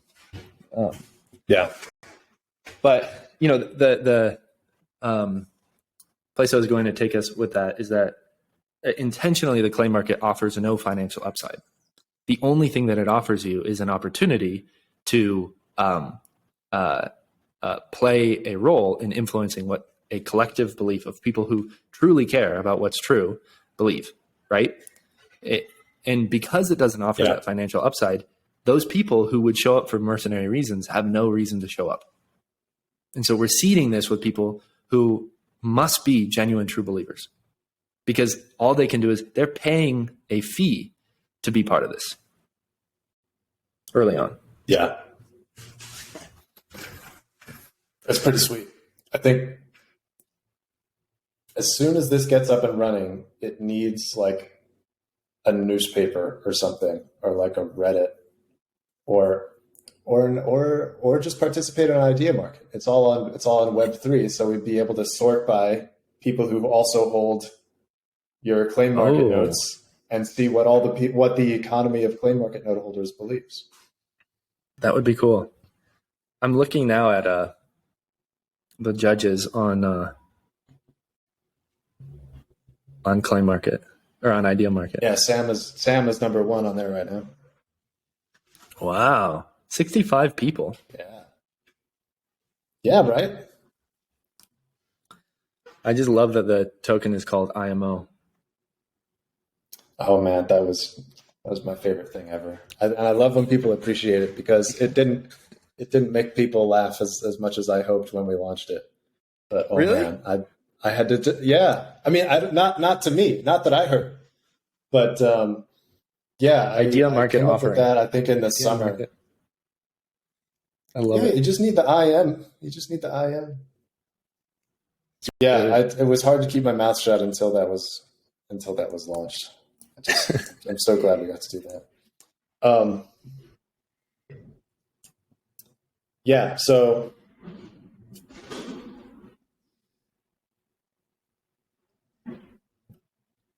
I'm excited to see what can be like built in the periphery of this stuff. Oh, one of the aspects of your claim market reminded me of what I would like to do with prediction markets for public opinion in the future. And that is something that I've been calling wrongness insurance. In the sense that, like in the claim market model, if there's a prevailing belief that's being used to affect policy or drive action, like the COVID vaccine will give you permanent protection. Like, a lot of people took the vaccine based on that premise, and it turned out not to be true. And if we had something like wrongness insurance, what we could do is have bet against that being true and let the pharmaceutical companies take the other side. And so we end up taking action not based on their assertions, but based on the assertions that are well insured, that we get paid if they turn out not to be right. This is a model that I also explored initially. I think that there's something to it. The reason that I didn't end up going that route was that I became concerned that it creates a whole bunch of moral hazard. Insurance in general creates a lot of moral hazard, right? I mean, insurance was created during the early days when people were there's actually a bunch of ship memorabilia behind me.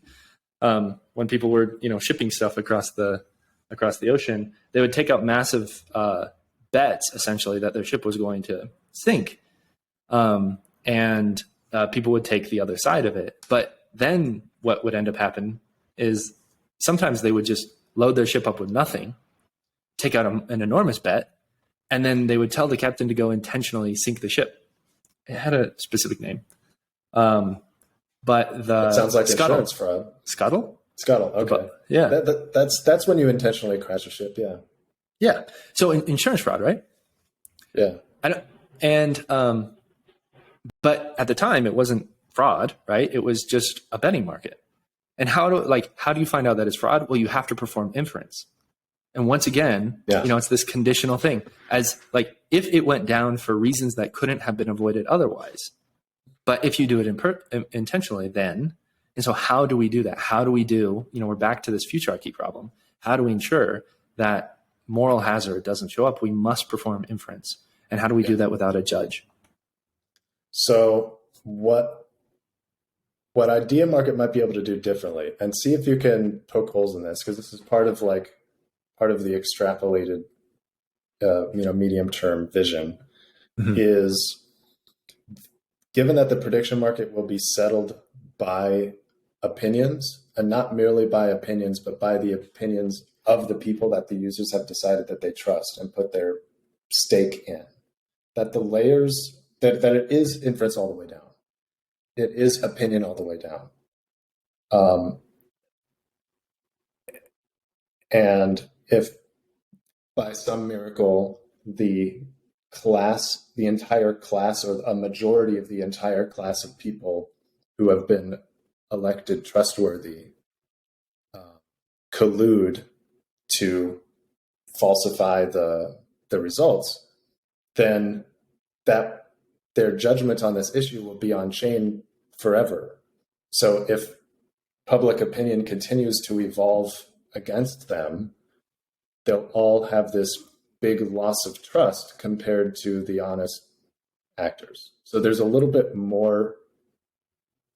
I would just bundle this under essentially what that means is that all the like judges that are on the platform become politicians, right? And they are populism is the weakness of politicians. That the most popular person will end up being in a position. They will be popular for reasons of charisma, not necessarily for reasons of true insight. And then they will do whatever it is that they want to do that is beneficial to them and that maintains their power. I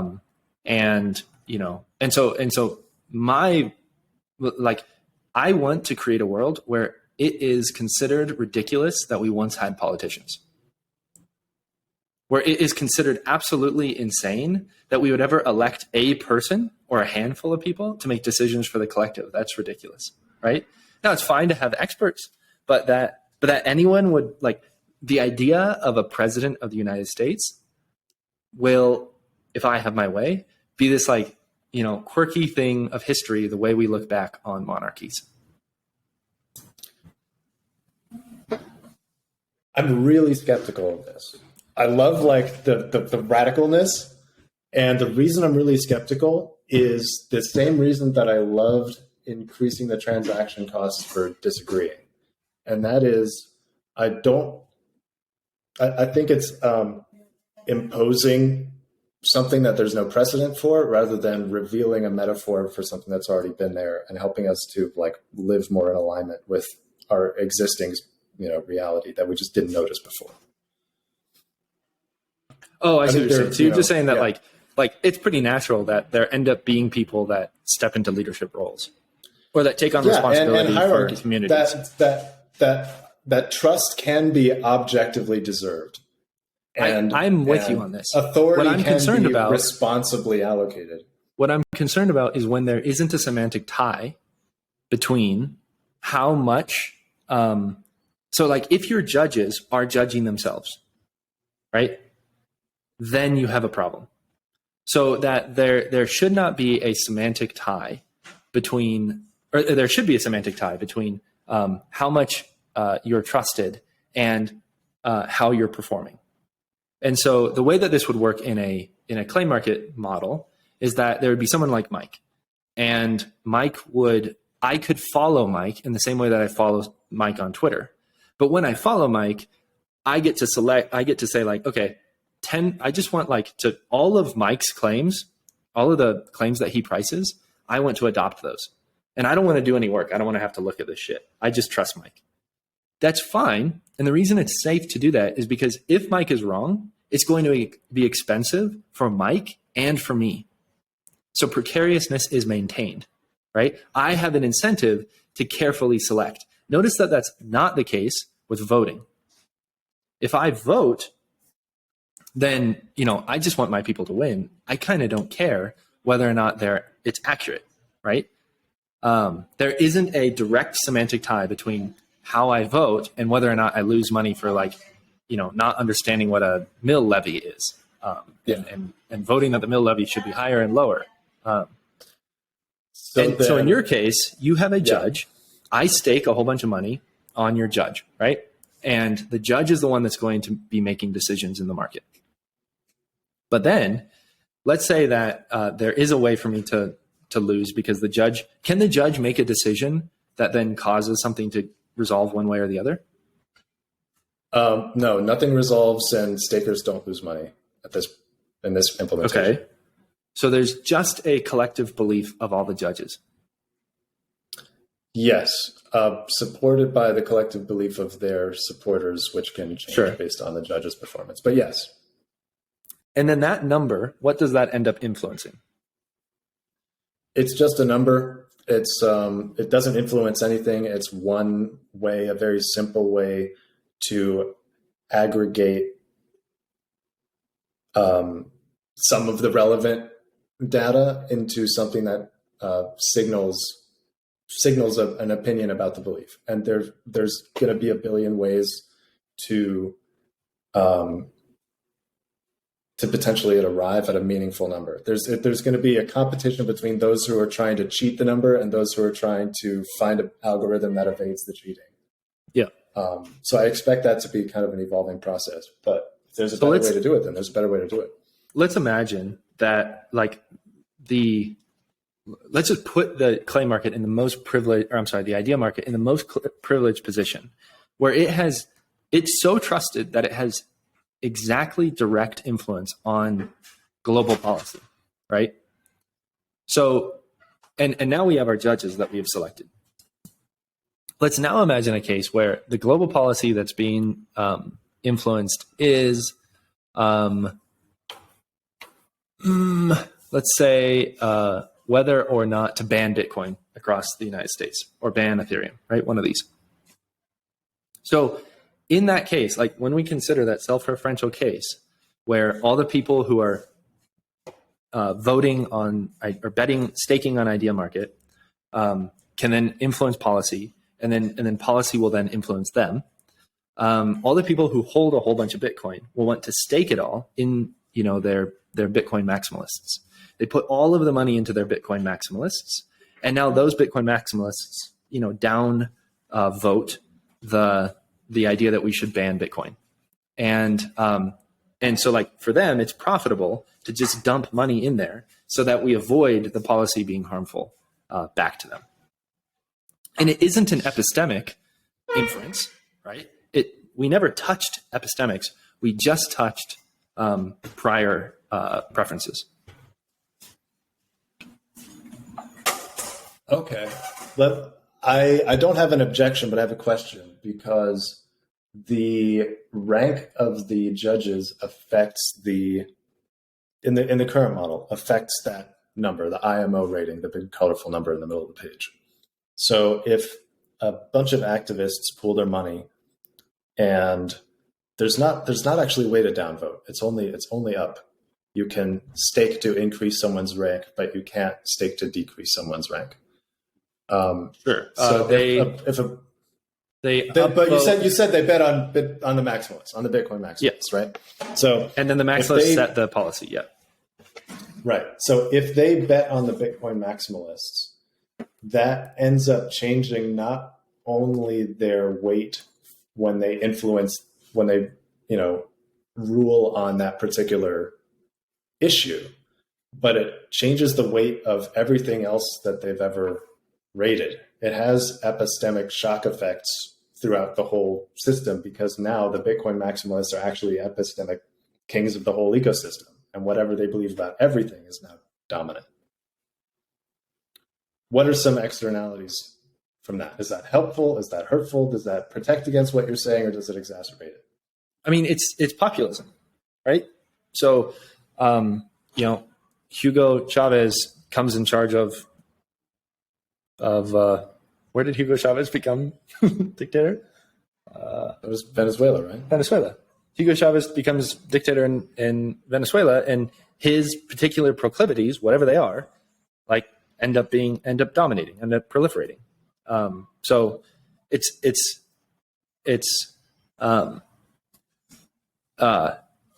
that case where, like, for the most part, in fact, that's just an additional attribute of the externality, is that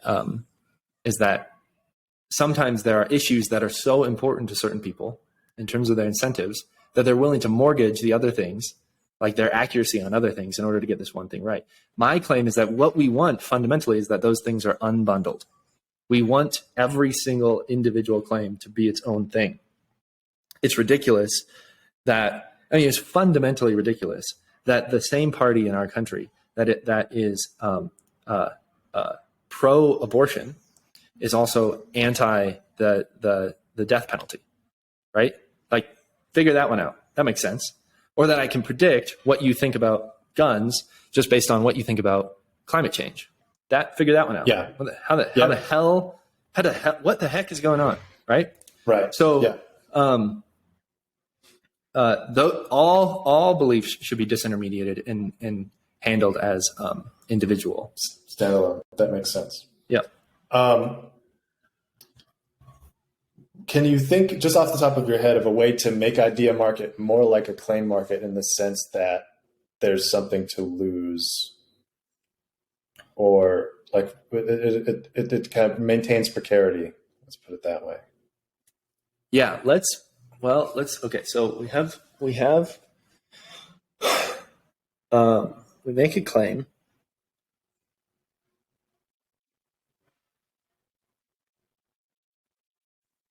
I mean, we could just build a claim market. That'd be cool. All right. How's tomorrow? Yeah. I can send you so the one thing I'm going to do is I believe I'm going to patent the mechanism that converts, that does all the semantic causal modeling. I think I'm going to patent that, and I'm going to, it like does the causal modeling in with like the game theoretic like incentive, like fragility. I call it fragility boosting, where like the more fragile your claim, the more it's listened to. You may have to slow it down for me. What is causal modeling? Okay, so causal modeling is making claims about how the world works. So a causal model that I could propose is that cigarettes cause lung cancer, right? And you can, of course, then disagree. And the important thing about causal models is that they are context dependent.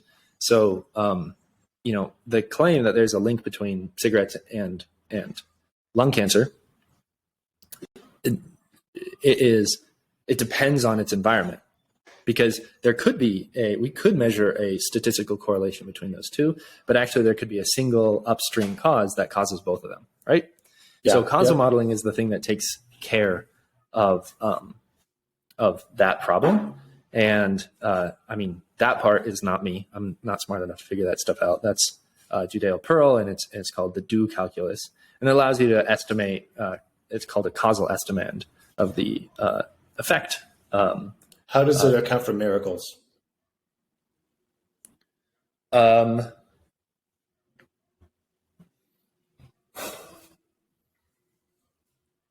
Well, so a miracle would fundamentally be described as a thing for which we do not have a causal explanation. That happened. So data that we know that happened, that we cannot explain causally with whatever our latent understanding of the world is. And so, yeah, that would, so in that sense, it could be we would have additional confidence that something really was a miracle if we had a really good causal model of the world, right?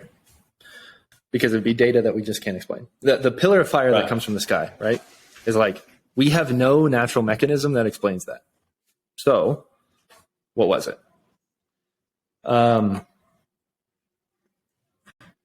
Okay, so that's causal modeling.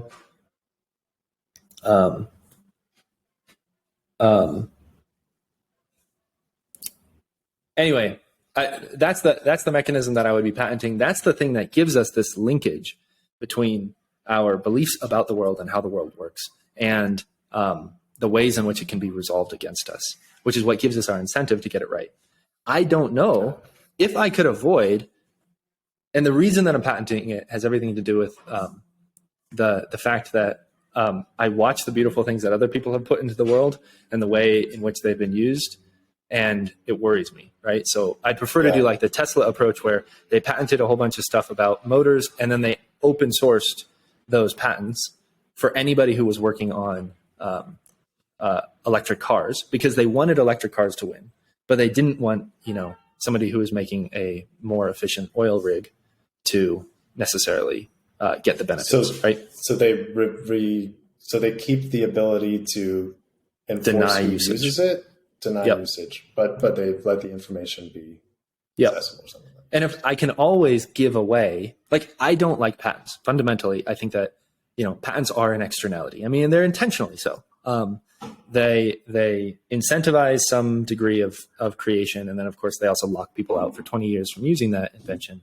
And we've seen all the ways that can be abused, like with like life-saving drugs that then are patented, and then that somebody can come and purchase the drug, and Martin Shkreli, right, skyrockets the price 3,800%, and now people are literally dying because they can't afford it, or they have to pay all of the money that they make so that they can just continue to exist. Like, that is fundamentally wrong, and that's a function of like the way that patents exist and the ways that you can enforce them.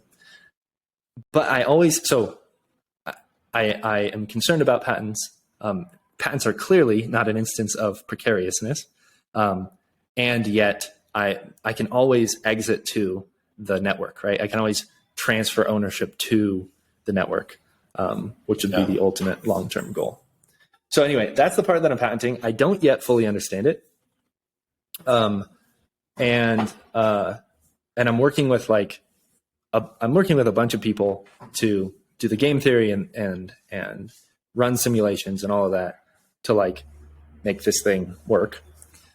And I don't know how to do the thing that a claim market is doing without that part. Why not?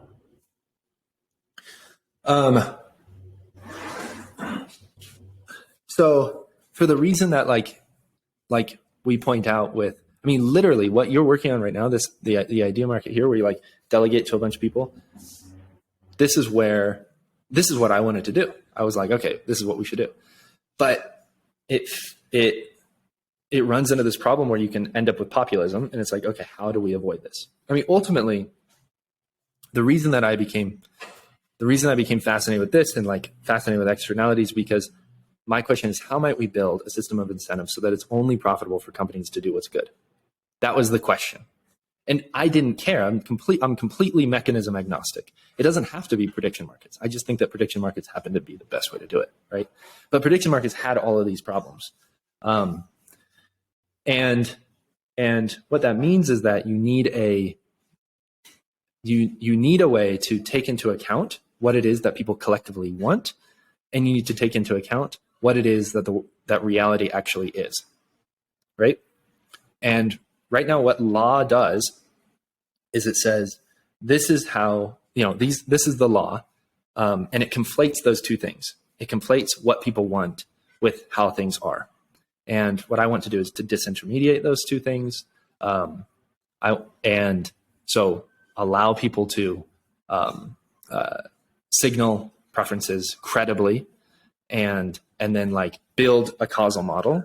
And I think those two have to talk to one another, because I think that's what I can only offer an intuition that says, I think that that's what is required. Yeah. Okay. Like I love the macro approach here. My skepticism, and what I'm actually hoping that you can help me with, is how do you like account for a thing that defies the causal model? Because the causal model is really an aggregation of the opinions and judgments of the people who made it. And then that kind of defines what the belief economy can include. And that seems lawful. That seems like the imposition of laws in a certain way. So like, I think what like a specific example would be, well,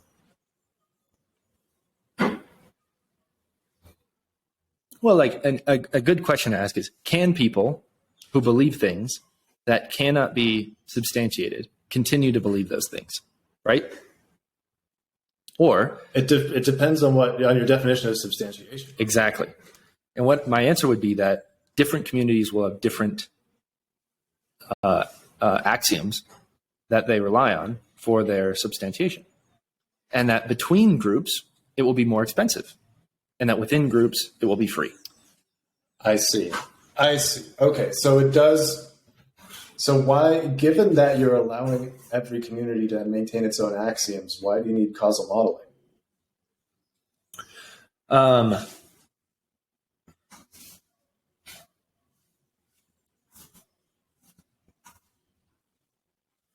So, yeah, this is actually a good point. It might just be that only the community that I participate in uses causal modeling. Really, what I want to predicate this on is incentives. Like the one axiom that the whole network relies on is that people don't want to lose money. That's the axiom. Okay. And everything is built on top of that. And so, there's that. And then there's like this belief that people want to represent, people want to live inside of a community that's governed in such a way that's reflective of their beliefs. And so they want to influence their community, right? That's like the other thing that it expects, but it's not an axiom. If that second one isn't fulfilled, then nobody will use the claim market, right? It'll just sit fallow, unused. Right. So the one axiom is that people don't want to lose money, and everything else is predicated on incentives. And so it may just be that in my world, in my micro community, I'll rely on causal modeling, and like I'll buy into the axioms of causal modeling. Okay, so it could be the claim market itself, the infrastructure of the claim market itself can be completely agnostic, but you can choose as an aspect of your currency to have a causal modeling aspect of it. Yeah. You can. So you're right. It's federal versus state. The federal level. Okay. So not only am I wrong to call the claim market a claim market, because for whatever reason it doesn't seem quite right. It's not really a market; it's more like a claim currency, maybe. But it's also not right to call it a causal market because you don't need causality. All you need is it's this precariousness is persuasiveness, like equality. That's required. It forces you to make statements about how you could be wrong in order to get additional signal. And like I would say, you're more precarious if you put in a causal model. Like, so if you interact with my community will really listen to people who input causal models because they're extremely precise, they're testable, they have all these benefits. But you could have different communities that don't necessarily rely on that. Yeah. All right. I totally get that now. I like that because the causal model is an option to increase precarity and therefore the perceived value, risk, and power of the currency that community uses. Super cool. The reason that I'm like motivatedly interested in this is Ideamarket's main premise. If like in the way that you presented a main premise, it's that opinions are sovereign. Like there's causality, acausality, whatever. There's opinions are all there is epistemically, and I think I agree. That's why I think it would sweet or beliefs. I would call them beliefs, but yeah, sure. But personal judgments. It's kind of the conservation of trust law that it's not that. We have to believe something, we have to trust something, and it's just how we each, allocate that. That's really like the only kind of decision that we make is which propositions to hold on to and act on and bet on and which not to.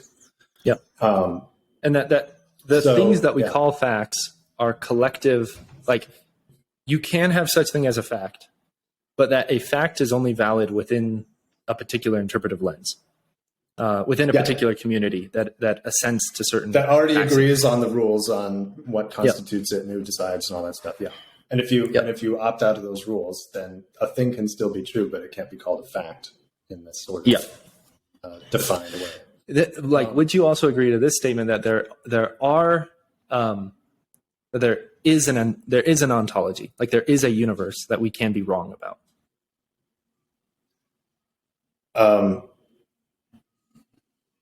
It seems hard to argue with that. I think so, yeah. But that's just my opinion.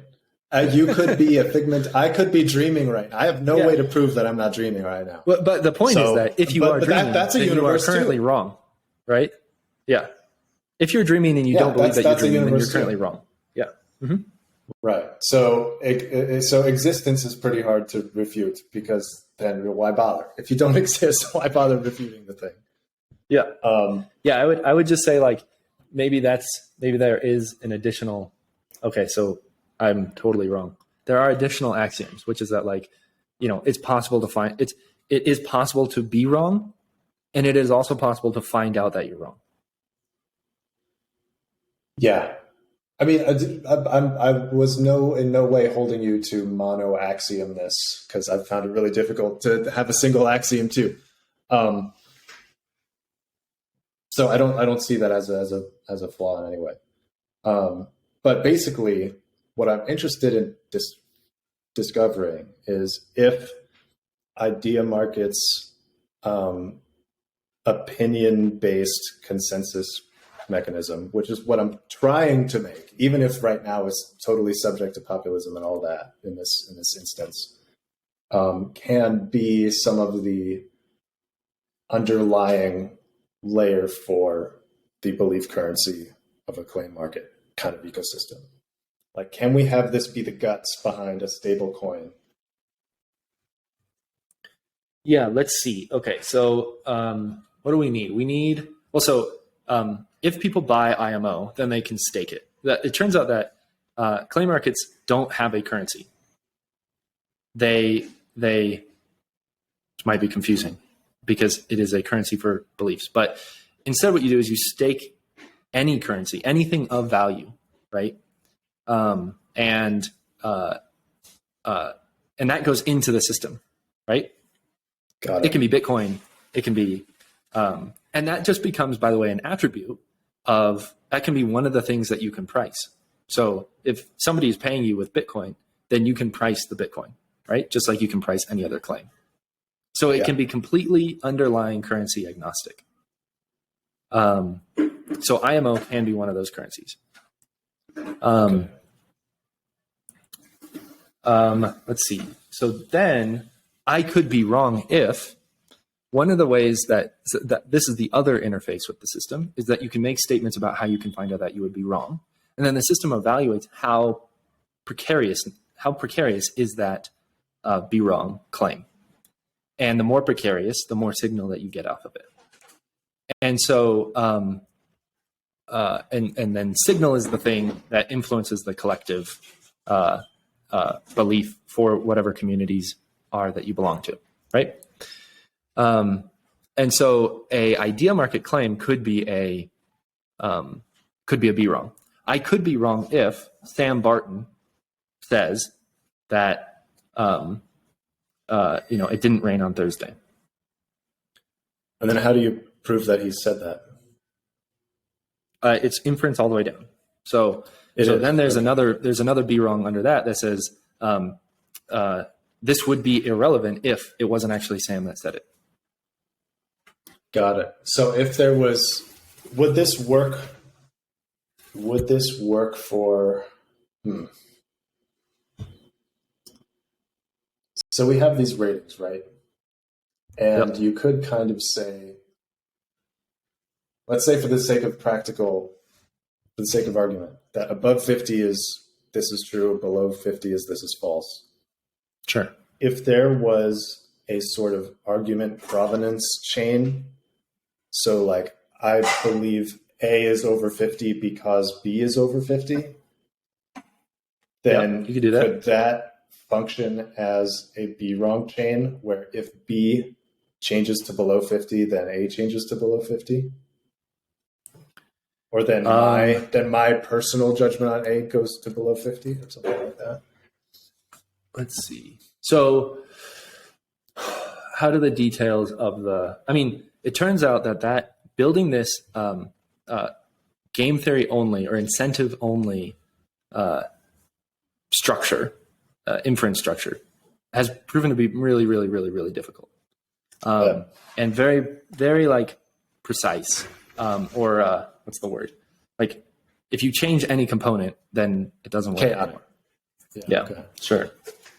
So, and precarious, maybe there's like some fractalness to it. Yeah. So the I'm not even sure I fully have it figured out. Okay. I think I have it figured out to like a pretty good layer, but I can't yet implement it in code, which is of course the moment when I know I understand something.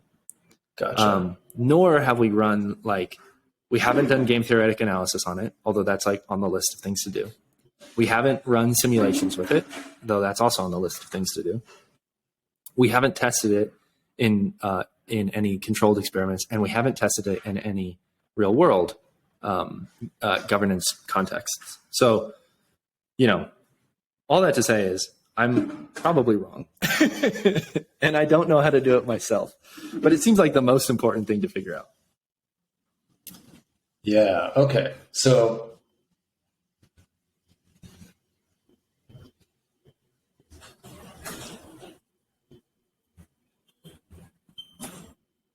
but I sense from you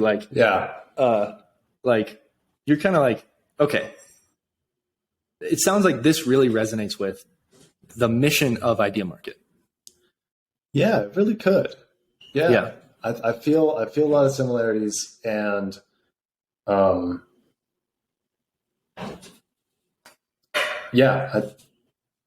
like it a lot. Okay.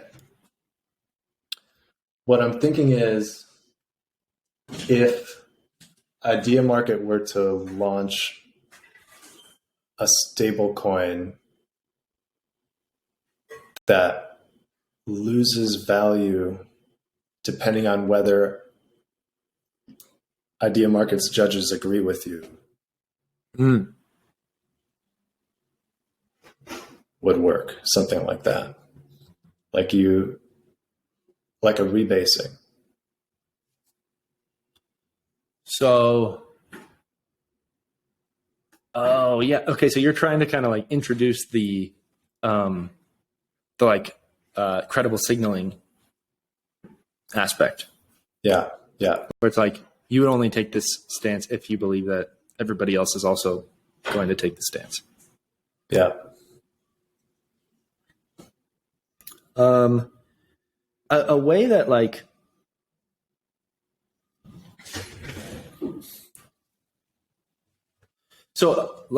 here's how I think about what a claim market type mechanism is going to do. It's going to it is the ultimate retroactive funding for public goods mechanism. It's a externality pricing mechanism, right?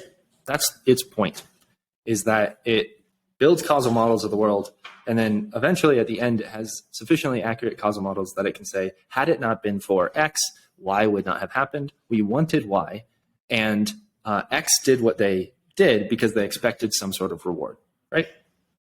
Or because... Wait, is that still the case, even if causal models are optional? I'm still stuck on the maybe more abstract level of this.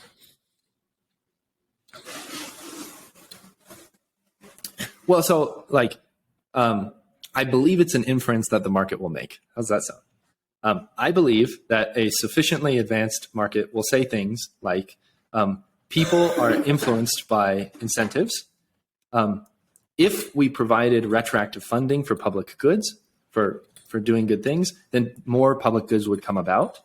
Therefore, we should, right?